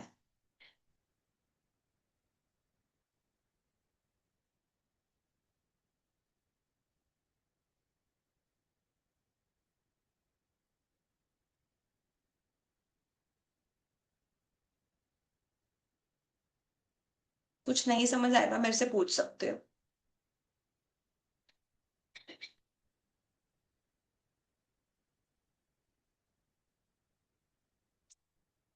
डन।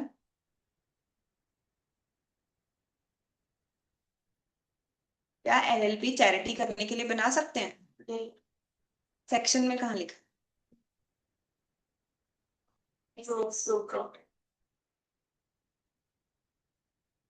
देखो यहाँ पर क्या वर्ड यूज किया, lawful business with a view to earn profit. हमें इतनी बार पढ़ा दिया कंपनीज एक्ट में कि सेक्शन 8 कंपनी होती है जो कि चैरिटी कर सकती है, तो हमें पता है।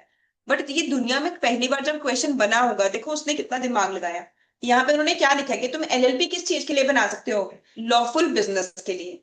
अगर मैं बिल्कुल सेम चीज पढ़ूं कंपनीज एक्ट में, तो वहां पे क्या लिखा है? तुम कंपनी किस चीज के लिए बना सकते हो? सिर्फ एक वर्ड से ये डिफरेंस क्रिएट हो गया कि चैरिटी करने के लिए कंपनी तो बना सकते हैं पर चैरिटी करने के लिए एलएलपी नहीं बना सकते। जब उन्होंने बताया कंपनी कैसे बनेगी, तब उन्होंने क्या वर्ड यूज किया, लॉफुल पर्पस, मतलब चैरिटेबल भी हो सकता है, नॉन चैरिटेबल भी हो सकता है।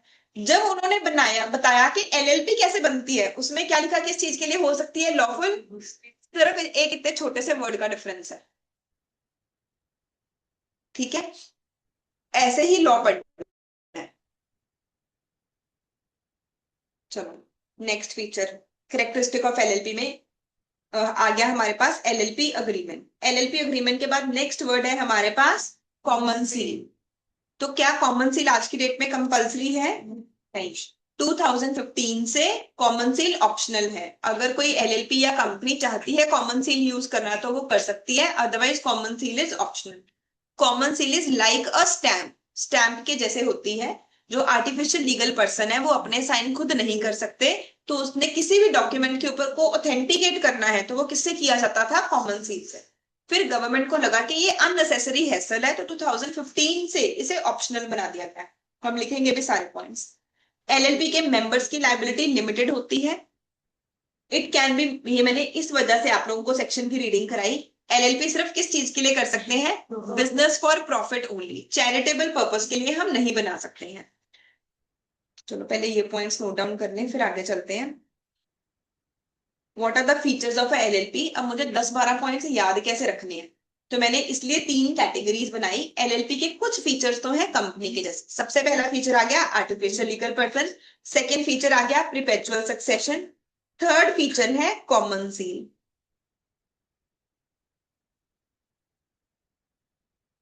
Optional with effect from 2015।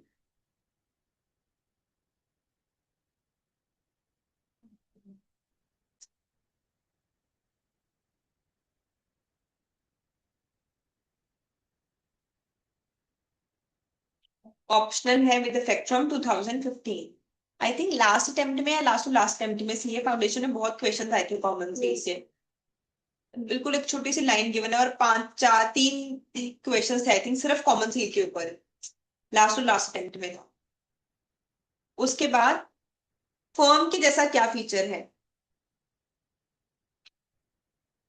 For business purpose. Firm भी चैरिटी करने के लिए नहीं बना सकते, एलएलपी भी चैरिटी करने के लिए नहीं बना सकते। क्या?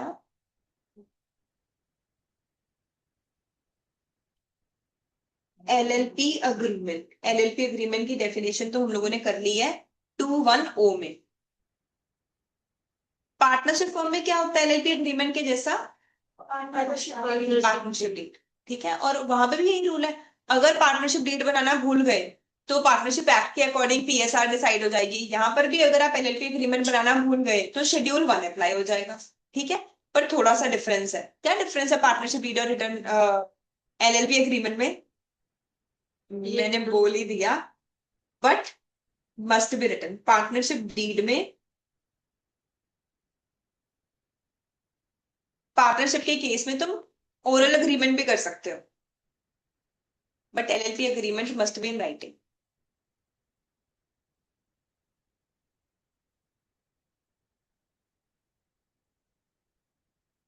Next, it can enter into compromise और अरेंजमेंट। तो आगे हम पूरा एक सेक्शन पढ़ेंगे इस टॉपिक के ऊपर, कॉम्प्रोमाइज और अरेंजमेंट।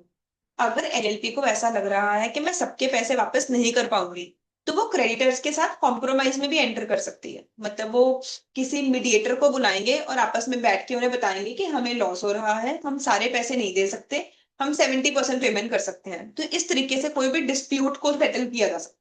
तो एलएलपी के पास डिस्प्यूट सेटलमेंट का एक तरीका है कॉम्प्रोमाइज और arrangement.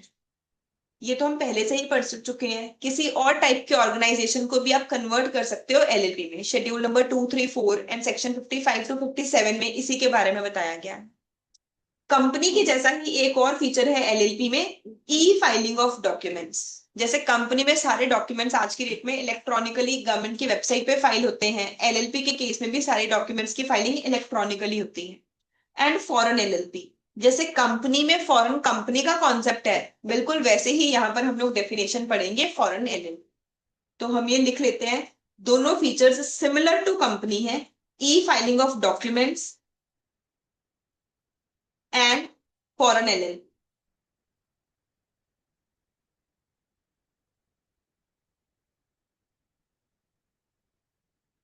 E filing of document and foreign LL, these features are similar to a company। Unique features में एक और पॉइंट ऐड करेंगे, कॉम्प्रोमाइज एंड अरेंजमेंट।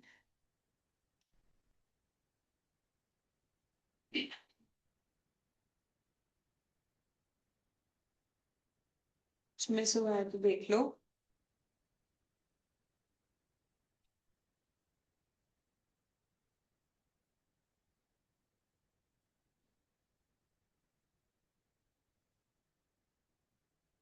मैं आगे चलूं?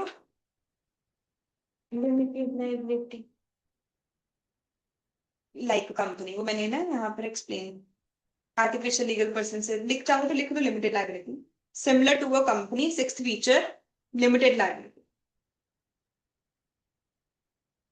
ने इंट्रोडक्शन में वो लिख लिया, बस you can note down limited liability के बारे में कन्वर्शन। मेरे अकॉर्डिंग अब 4 क्वेश्चंस हो गए हैं। पहला question, what is the concept of LLP? ठीक है, ये एक ऑल्टरनेटिव सीबीवी है, ये एक हाइब्रिड है पार्टनरशिप फर्म का और कंपनी का। प्रॉपर तुम डायग्राम बना के एक्सप्लेन कर सकते हो कि इसने पार्टनरशिप और कंपनी के बेस्ट फीचर्स उठा लिए हैं। पार्टनरशिप का बेस्ट फीचर लिया है flexibility in organising internal structure, और कंपनी का बेस्ट फीचर लिया है लिमिटेड लायबिलिटी, जिससे कि हमारे पास एलएलपी का कॉन्सेप्ट बना, जो कि पॉइंट लिखा, बेस्ट सूटेबल है स्मॉल प्रोफेशनल्स के लिए एंड वेंचर कैपिटलिस्ट के लिए। सेकेंड क्वेश्चन हम लोगों ने डिस्कस किया, एलएलपी के फीचर्स क्या हैं? तो 4 to 5 फीचर्स सेम आप कंपनी वाले रिपीट कर सकते हो। कुछ फीचर्स इसमें पार्टनरशिप फर्म के जैसे हैं एंड कुछ इसके अपने यूनिक फीचर्स हैं। इसमें एक अपने टाइप की ही एजेंसी है, वर्ड यूज होता है म्यूचुअल एजेंसी। ये एक बॉडी कॉर्पोरेट है एंड ये कॉम्प्रोमाइज और अरेंजमेंट्स में भी एंटर हो सकती है। उसके बाद हम लोगों ने 2 डेफिनेशन याद कर ली है। पहली डेफिनेशन याद की बॉडी कॉर्पोरेट, और सेकंड डेफिनेशन याद की एलएलपी अग्रीमेंट। एलएलपी अग्रीमेंट की डेफिनेशन हमें गिवन है 2(1)(o) में। ठीक है, नेक्स्ट टॉपिक पे चलते हैं। एड्रेस का मतलब क्या होगा? उसकी सारी डॉक्यूमेंट्स या फिर कुछ भी, ये एड्रेस का पर्पज है कि जहां पे हम डॉक्यूमेंट्स सर्व करें। Very good.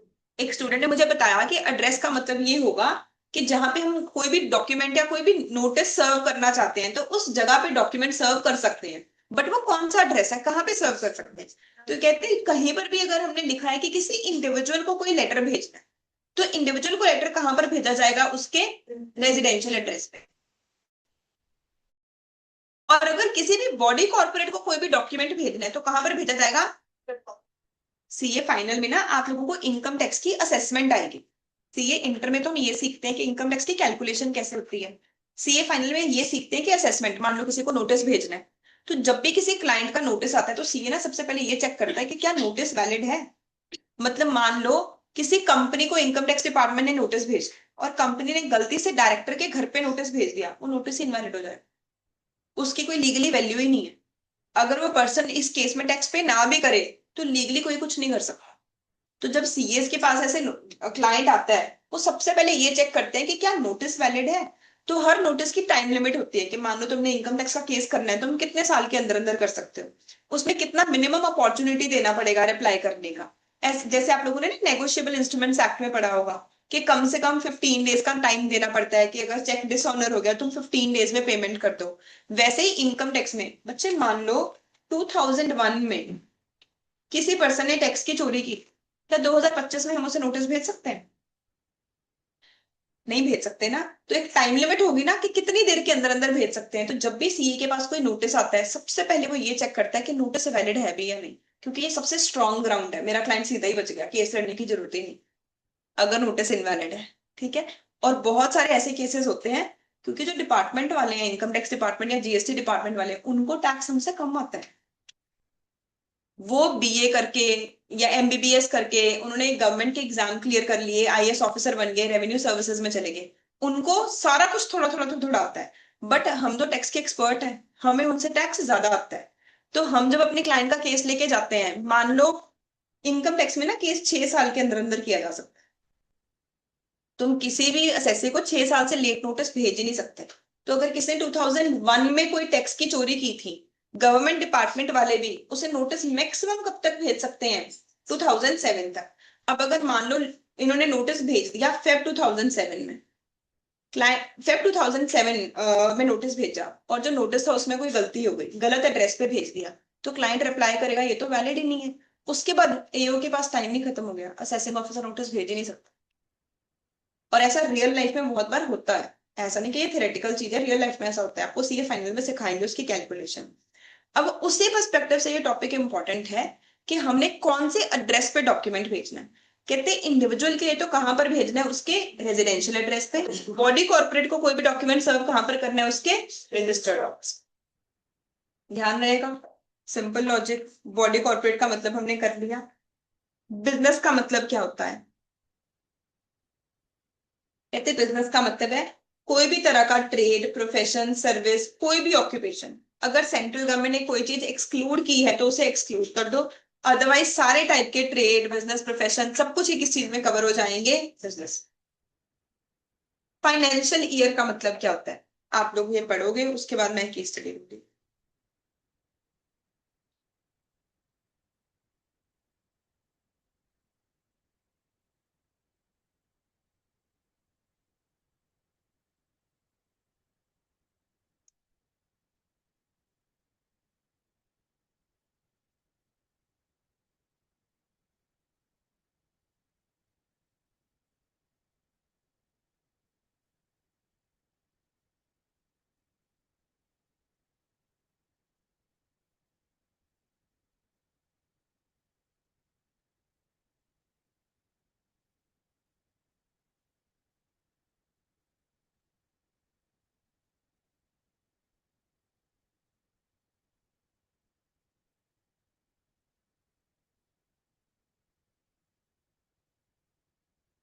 हाँ जी, सबसे बताएंगे पहला फाइनेंशियल ईयर क्या होगा।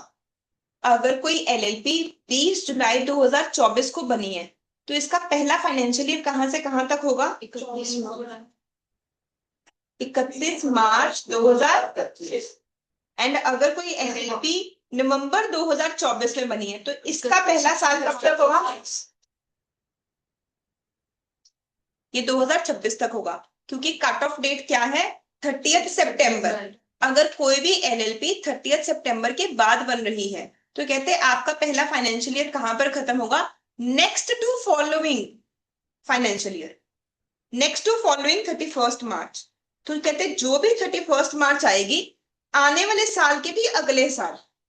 वैसे तो एलएलपी बनी 20 नवंबर 2024 को, तो इसके बाद मार्च कौन सी आएगी? 31 मार्च 2025। कहते पर आपने क्या लेना है? पहला फाइनेंशियल ईयर कहां पर खत्म होगा? Next to following year. Following year है 31 मार्च 25, उसका नेक्स्ट 31 मार्च कब आएगा? 31 मार्च 26। तो अगर मैं आपसे पूछूं क्या फाइनेंशियल ईयर 12 महीने से बड़ा हो सकता है? यस और नो? यस। इस केस में financial year is more than 12 months. Financial year maximum कितना बड़ा हो सकता है? 18 मंथ्स। 18 मंथ से ज्यादा बड़ा नहीं हो सकता। अगर कोई एलएलपी 1 अक्टूबर 24 को बनी थी तो इसका पहला फाइनेंशियल ईयर कहां पर खत्म होगा? 31 मार्च 26।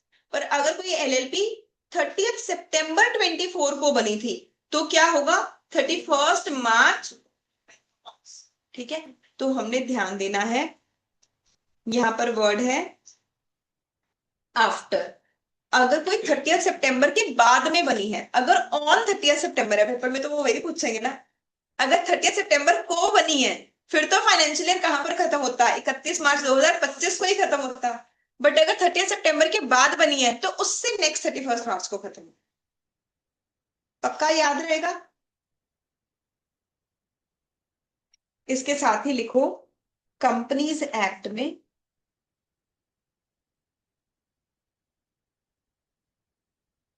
2 सब सेक्शन 42 में 31 दिसंबर। अभी तो हमें ये टॉपिक इजी लग रहा है, जब हम साथ में कंपनीज एक्ट पढ़ेंगे तो कंफ्यूजन होगी। तो मैं रेफरेंस में कंपनीज एक्ट का रूल भी लिखवा रही हूँ। कंपनीज एक्ट में फाइनेंशियल ईयर की डेफिनेशन गिवन है 2 सबसेक्शन 42, वहां पर डेट 30 सितंबर की जगह कितनी लेनी है आपने? ठीक है, मान लो ये सेम क्वेश्चन है जो मैंने अभी दिया, और मैं बोलूं कि कंपनी बनी है 20 नवंबर 2024, तो मेरा आंसर क्या होता कि कंपनी का पहला फाइनेंशियल ईयर तो कब खत्म होता? ठीक है, तो एलएलपी के लिए कट ऑफ डेट हम दोनों रूल्स इकट्ठे ही रिवाइज करेंगे to avoid confusion in exam. LLP के केस लिए कट ऑफ डेट क्या है? 30 सितंबर। कंपनी के लिए कट ऑफ डेट क्या है? 31 of December, right. Foreign LLP क्या होती है? फॉरेन एलएलपी एक ऐसी एलएलपी है जो कि रजिस्टर हुई है आउटसाइड इंडिया एंड उसका प्लेस ऑफ बिजनेस है इंडिया में। तो कोई भी ऐसी एलएलपी जो कि बनी है आउटसाइड इंडिया पर उसका प्लेस ऑफ बिजनेस है इंडिया में, उसे हम लोग क्या मान लेंगे? Foreign LLP.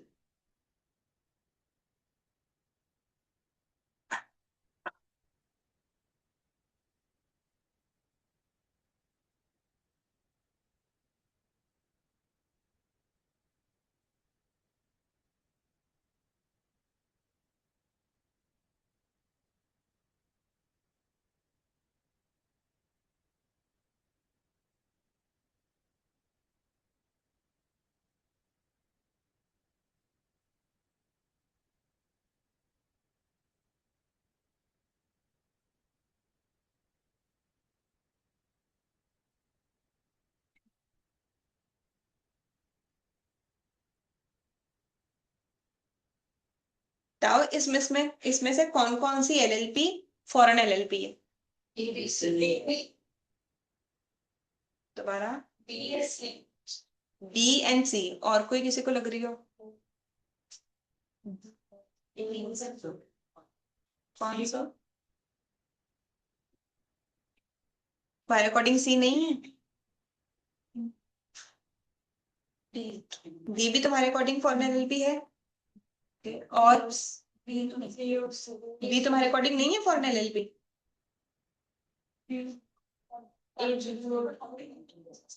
डेफिनेशन देखो ना, डेफिनेशन क्या है? फॉरेन एलएलपी क्या होती है? Sharpen your analytical skills. तो मैं लग रहा है मैम तो थ्योरी पढ़ा रहे हैं, सो जाओ आराम से, जाके दोबारा पढ़ लेंगे। अकाउंट्स जितना ही एक्टिव चाहिए मुझे सब कुछ। इसके भी बेटे 100 नंबर ही है और अकाउंट्स से कम मेहनत है। तुम्हारी बुक पता है कितने पेजेस की है? Only 200 pages. एक्चुअली ओनली है बाकी सब्जेक्ट से देखे ना अभी तुमने सबसे छोटी बुक है लॉ की। सो this is only 200 pages and इसमें 70 मार्क्स लेना सबसे इजी है, तो बस पूरी एनर्जी लगाओ। अब बताओ मुझे कौन कौन सी एलएलपी फॉरेन एलएलपी? हाँ जी, पहली, मान लो आरएमएस सिर्फ यूएस के स्टूडेंट्स को पढ़ाता है, हमारा इंडिया में कोई भी कस्टमर नहीं, क्या हम फिर भी कभी भी फॉरेन एलएलपी बन जाएंगे? नहीं। अगर कोई ऑर्गेनाइजेशन बनी ही इंडिया में है वो तो पक्का ही क्या है? Indian LLP. ये तो पक्का ही इंडियन एलएलपी है। बी सी डी तीनों आउटसाइड इंडिया बनी है, ये भी पक्का नहीं है कि फॉरेन एलएलपी है। चाहे तुम आउटसाइड इंडिया बने हो, तुम इंडियन एलएलपी फॉरेन एलएलपी कब बनोगे? अगर तुम इंडिया में बिजनेस भी कर रहे हो। तो बी एलएलपी यूएस में बनी और इंडिया में बिजनेस कर रही है, हाँ जी ये फॉरेन एलएलपी है।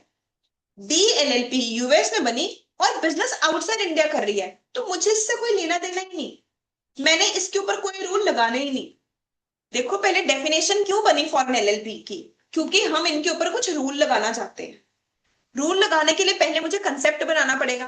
तो जो एलएलपी बनी है आउटसाइड इंडिया, बिजनेस भी आउटसाइड इंडिया ही कर रही है, मुझे उससे कोई लिंक ही नहीं, मैंने उससे कोई कंप्लायंस करानी ही नहीं, तो मैंने उसे फॉरेन एलएलपी की डेफिनेशन में रखा ही नहीं है। जो बनी है आउटसाइड इंडिया पर इंडिया में बिजनेस करती है उसे हम लोग क्या बोलेंगे? फॉरेन एलएलपी बोलेंगे। अब जो यूएस में एलएलपी बनी, उन्होंने बोला इंडिया में प्लेस ऑफ बिजनेस होना चाहिए, बट उसके बाद उन्होंने इस चीज की क्लैरिफिकेशन दी कि जो प्लेस ऑफ बिजनेस है जरूरी नहीं कि फिजिकली हो, फिजिकली भी हो सकता है, इलेक्ट्रॉनिक प्रेजेंस भी हो सकती है। जैसे कि इंस्टाग्राम का इंडिया में कोई भी ऑफिस नहीं है, पर क्या हम ये कह सकते हैं कि मीटा एलएलपी, अगर लेट्स से मीटा एलएलपी के फॉर्म में इनकॉर्पोरेटेड है, वो इंडिया के लिए क्या फॉरेन एलएलपी मानी जाएगी? यस। ठीक है, फॉर एग्जाम्पल आप एडोब पीडीएफ एक सॉफ्टवेयर यूज करते हो, अब एडोब पीडीएफ का कोई भी ऑफिस ही नहीं है इंडिया में। इसका मतलब ये थोड़ी है कि हम उसके ऊपर कंप्लायंस नहीं लगाएंगे, उसके ऊपर इंडिया के लॉज नहीं लगेंगे, वो क्या बन गई हमारे लिए, फॉरेन एजेंट। राइट है जी। रिवाइज करते हैं यहां तक का टॉपिक आगे चलने से पहले। फर्स्ट क्वेश्चन, एलएलपी होता क्या है वो तो अच्छे से एक्सप्लेन कर देंगे। ये एक हाइब्रिड है पार्टनरशिप फर्म का और कंपनी का। पार्टनरशिप फर्म से इसने ली flexibility in organising internal structure, and company से इसने ली limited liability. It is an alternative CBV, corporate business vehicle, business करने का एक नया तरीका है जो कि मोस्ट सूटेबल है स्मॉल प्रोफेशनल्स को, एंटरप्रेन्योर्स को एंड वेंचर कैपिटलिस्ट को। इसके 4 शेड्यूल हैं। पहले शेड्यूल में बताए गए हैं राइट्स एंड ड्यूटीज पार्टनर्स के भी और पार्टनर्स एंड एलएलपी के भी। ये फर्स्ट शेड्यूल सिर्फ तभी रेफर करना है अगर एलएलपी अग्रीमेंट नहीं बना। जो एलएलपी अग्रीमेंट है एलएलपी बनने के बाद में बनता है, उससे पहले नहीं बनता है। शेड्यूल 2, 3, 4 में कन्वर्जन का प्रोसीजर बताया गया है। पार्टनरशिप फर्म को कन्वर्ट कर सकते हो शेड्यूल 2 एंड सेक्शन 55 के अकॉर्डिंग। प्राइवेट कंपनी को कन्वर्ट कर सकते हैं शेड्यूल 3 एंड शेड्यूल 2 है फर्म के लिए, शेड्यूल 3 प्राइवेट कंपनी के लिए एंड शेड्यूल 4 अनलिस्टेड कंपनी के लिए। यहां से हमें पता चला कि लिस्टेड कंपनी को एलएलपी में कन्वर्ट नहीं कर सकते। उसके बाद इसके फीचर्स क्या हैं? एलएलपी के कुछ फीचर्स हैं कंपनी जैसे, कुछ फीचर्स हैं पार्टनरशिप फर्म के जैसे, कुछ इसके अपने यूनिक फीचर्स हैं। सबसे पहले कंपनी जैसा कौन सा फीचर है? एलएलपी भी एक आर्टिफिशियल लीगल पर्सन है। आर्टिफिशियल लीगल पर्सन का मतलब, आर्टिफिशियल लीगल पर्सन का मतलब 4 बातें। ये एक सेपरेट लीगल एंटिटी है, ये किसी के साथ भी कॉन्ट्रैक्ट कर सकती है, ये इमूवेबल प्रॉपर्टी भी एक्वायर कर सकती है, इसे स्यू भी कर सकते हैं और ये भी किसी को स्यू कर सकती है। सेपरेट लीगल एंटिटी का मतलब क्या? कि एलएलपी अलग पर्सन है और इसके पार्टनर्स अलग पर्सन है। जो एलएलपी है वो लाइबल है अपनी लाइबिलिटीज के लिए up to the amount of its assets, and जो पार्टनर्स हैं उनकी मैक्सिमम लाइबिलिटी कितनी है? Up to the amount of capital contribution, जितनी उन्होंने कैपिटल कंट्रीब्यूट कमिट की हुई है उससे ज्यादा के लिए नहीं। उसके अलावा इसके और कौन कौन से फीचर्स कंपनी के जैसे हैं? कंपनी में भी आपके पास ऑप्शन होता है, आप चाहो तो कॉमन सील रख सकते हो, एलएलपी में भी ऑप्शन है कॉमन सील का। थर्ड हमने क्या लिखा हुआ है? लिमिटेड लाइबिलिटी का ऑप्शन है। ऐसे ही कुछ और पॉइंट्स लिखे होंगे, ई फाइलिंग ऑफ डॉक्यूमेंट्स होगा, ये सारे पॉइंट्स। मेन इसका पार्टनरशिप के जैसे क्या क्या फीचर्स हैं? ये भी पार्टनर सिर्फ किस चीज के लिए बना सकते हैं हम? बिजनेस करने के लिए, ओनली बिजनेस ऑब्जेक्टिव के लिए बनाई जा सकती है। कुछ इसके यूनिक फीचर्स हैं। यूनिक फीचर्स में एक हमने लिखा म्यूचुअल एजेंसी, इसमें बिल्कुल अलग टाइप की एजेंसी है। पार्टनरशिप की जो एजेंसी होती है उसमें तो पार्टनर्स एक दूसरे के एजेंट भी होते हैं, पर एलएलपी के पार्टनर्स एक दूसरे के एजेंट नहीं होते हैं। एक इसका यूनिक फीचर है बॉडी कॉर्पोरेट, और थर्ड हमने क्या लिखा? कॉम्प्रोमाइज एंड अरेंजमेंट एंटर कर सकती है। नेक्स्ट टॉपिक आया हमारे पास कुछ डेफिनेशंस। पहली डेफिनेशन आई हमारे पास, एड्रेस का मतलब क्या है? तो अगर किसी भी इंडिविजुअल के रेफरेंस से पूछा जाए तो इंडिविजुअल का एड्रेस होता है उसका residential address, and body corporate का एड्रेस पूछा जाए तो क्या होता है उसका? Registered office. उसके बाद बॉडी कॉर्पोरेट का मतलब क्या होता है? 21D में कोई भी कंपनी या एलएलपी चाहे इनकॉर्पोरेट हुई है इंडिया में चाहे इनकॉर्पोरेट हुई है आउटसाइड इंडिया, उसके बाद कुछ चीजें एलएलपी में काउंट नहीं होंगी। कोई भी कॉर्पोरेशन सोल, कोई भी कोऑपरेटिव सोसाइटी एंड कोई भी ऑर्गेनाइजेशन जिसे सेंट्रल गवर्नमेंट ने नोटिफाई कर दी। देन फाइनेंशियल ईयर क्या होता है? फाइनेंशियल ईयर उन्होंने लिखा 1 अप्रैल से लेके 31 मार्च तक होता है, पर जो फर्स्ट फाइनेंशियल ईयर होता है वो होता है 1 अप्रैल to 31 March following the next year if LLP is incorporated after 30th September। After word important है और 30th September इंपॉर्टेंट है। ये डेफिनेशन का सेक्शन हम याद करेंगे 21L। 21L में बताया गया है हमें। सिमिलरली कंपनीज एक्ट में फाइनेंशियल ईयर की डेफिनेशन कहां पर बताई गई है? वो सब सेक्शन 42 में। वहां पे भी बिल्कुल सेम डेफिनेशन है फाइनेंशियल ईयर की, बट वहां पर 30 सितंबर की जगह क्या आ जाता है? 31 दिसंबर। फॉरेन एलएलपी क्या होती है? 21M। कोई भी एलएलपी जो कि इनकॉर्पोरेट हुई है आउटसाइड इंडिया बट उसका प्लेस ऑफ बिजनेस है इंडिया में, चाहे उसका प्लेस ऑफ बिजनेस इंडिया में फिजिकल है चाहे इलेक्ट्रॉनिक। एक है एलएलपी अग्रीमेंट क्या होता है? 21O में हमने पढ़ा एलएलपी अग्रीमेंट एक रिटन अग्रीमेंट है जिसमें 2 तरह के अग्रीमेंट्स, एक्चुअली 2 कॉन्ट्रैक्ट्स हैं, पार्टनर्स के बीच में एंड पार्टनर्स एंड एलएलपी के बीच में। अगर ये बनाना भूल गए तो शेड्यूल 1 आता है।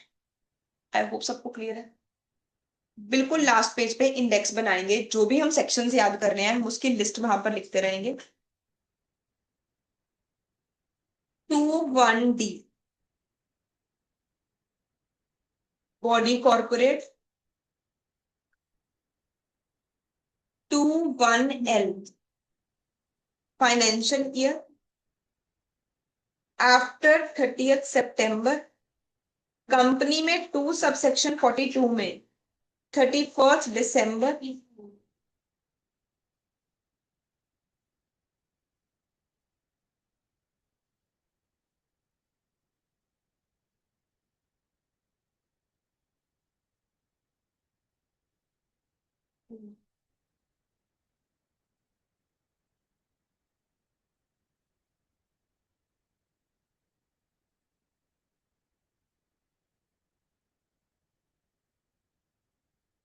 अब हम जब भी नया सेक्शन पढ़ेंगे इसी चार्ट में आके अपडेट करेंगे, सारे सेक्शन हम यहीं से रिवाइज किया करेंगे।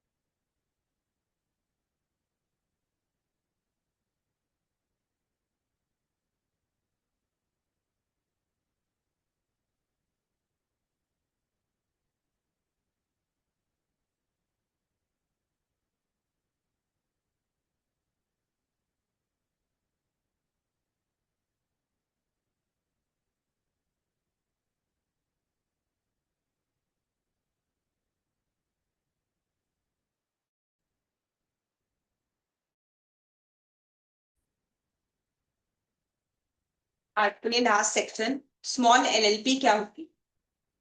तो स्मॉल एलएलपी चेक करने के लिए हमें दो चीजें चेक करनी पड़ती हैं। एक तो देखना पड़ता है कि उस एलएलपी की कैपिटल कितनी है, और एक देखना होता है टर्नओवर। तो स्मॉल एलएलपी की मैक्सिमम सेल कितनी होनी चाहिए, 40 लाख, एंड मैक्सिमम कैपिटल कितनी होनी चाहिए, ये हम इंडेक्स में इंपॉर्टेंट लिख लेंगे, अदरवाइज हम अभी डिटेल में रीड करते हैं। Maximum sale is 40 lakhs and maximum capital is 25 lakhs। आई से आएगा, one of the favourite questions है, स्मॉल कंपनी स्मॉल एलएलपी कभी नहीं आया हुआ बट कभी भी आ सकता है, बहुत ही आसान टॉपिक है।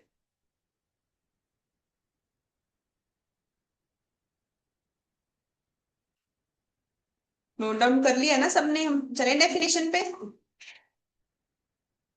स्मॉल एलएलपी, स्मॉल एलएलपी एक ऐसी एलएलपी है जिसमें पार्टनर्स की contribution less than equal to 25 lakhs होगी, and turnover as per statement of account and solvency less than equal to 40 lakhs होगी। 5 करोड़। और 5 करोड़। बताते वो भी, such other terms and conditions as may be prescribed. 5 crore और 50 करोड़ का रेफरेंस मैं अभी बताती हूँ।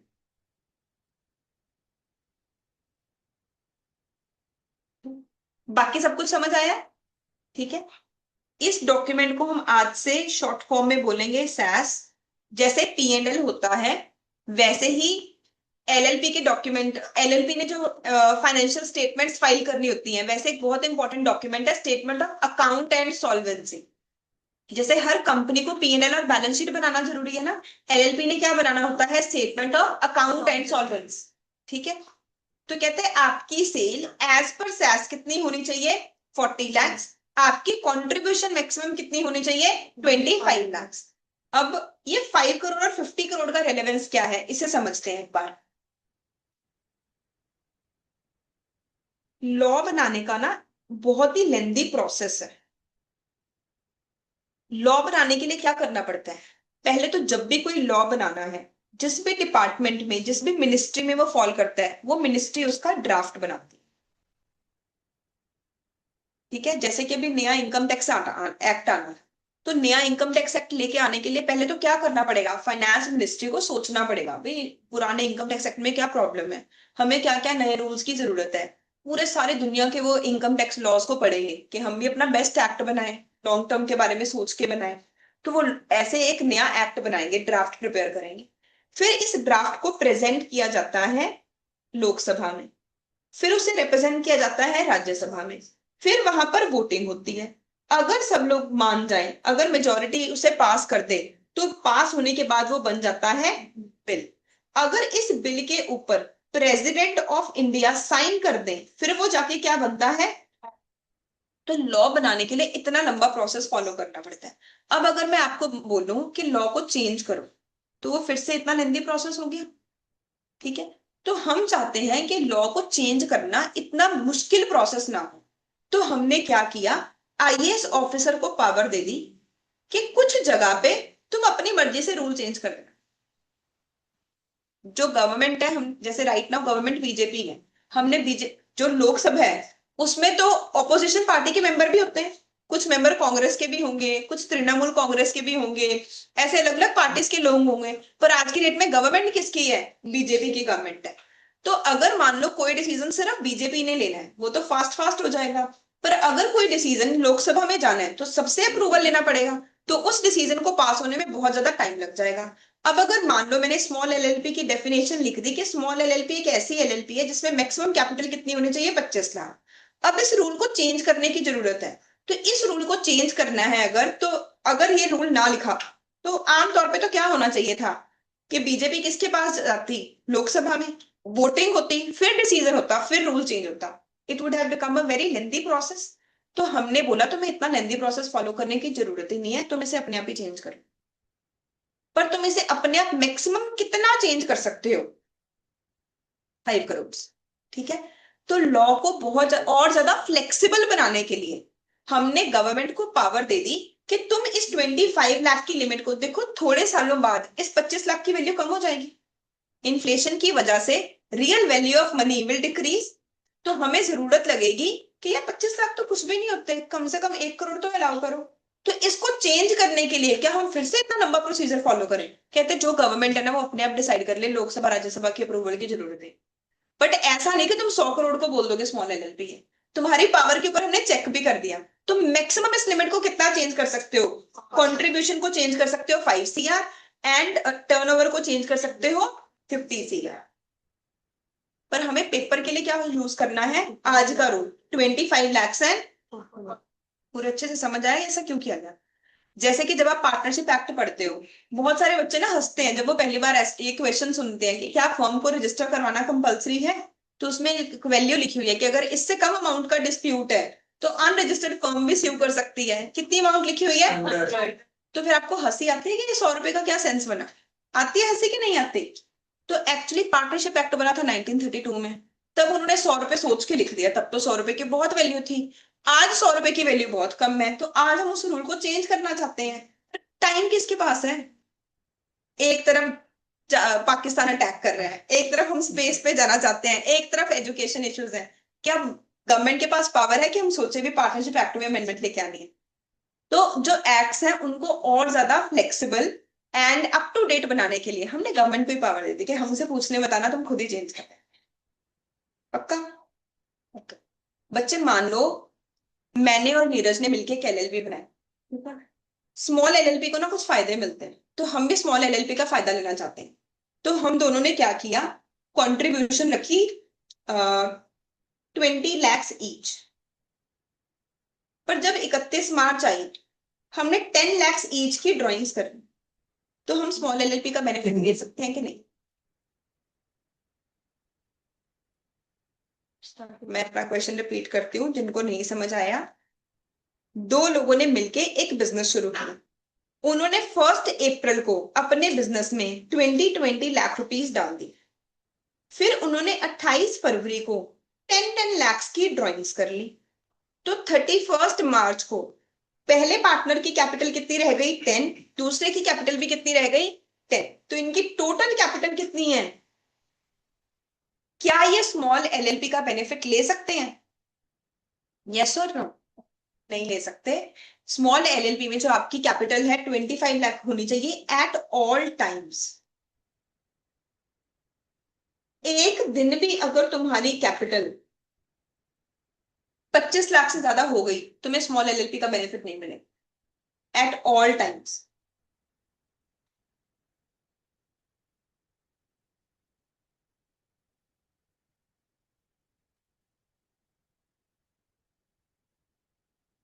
टर्नओवर कब की देखनी होती है? प्रिसीडिंग फाइनेंशियल ईयर, पिछले साल की। तो मतलब कि कोई फिक्स नहीं है कि ये स्मॉल एलएलपी और ये नहीं है, हर साल स्टेटस चेंज होगा। तो अगर मुझे ये देखना है कि एक्स एलएलपी 2025-26 के लिए स्मॉल एलएलपी है या नहीं, मैं देखूंगी 2025-26 में उसकी कैपिटल कितनी है और 24-25 में उसकी सेल कितनी। राइट है? चार्ट बनाएंगे सब मेरे साथ।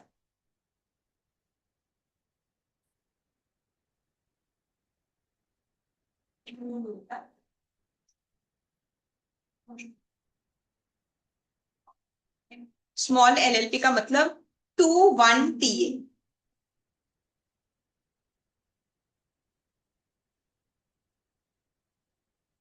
स्मॉल एलएलपी एक ऐसी एलएलपी है जिसमें contribution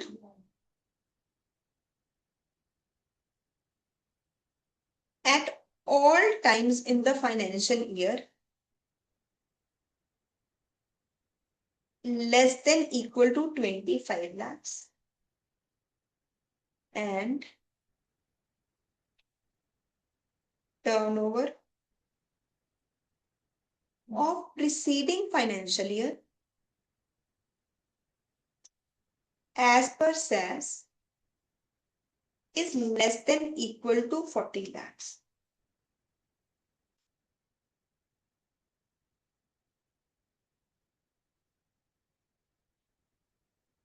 Or such other conditions as may be prescribed.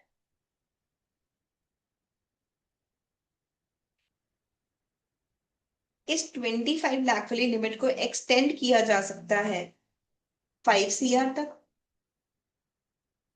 And 40 lakh वाली लिमिट को एक्सटेंड किया जा सकता है 50 CR तक।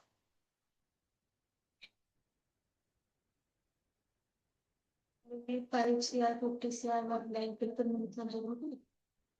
नहीं, ऑप्शनल है।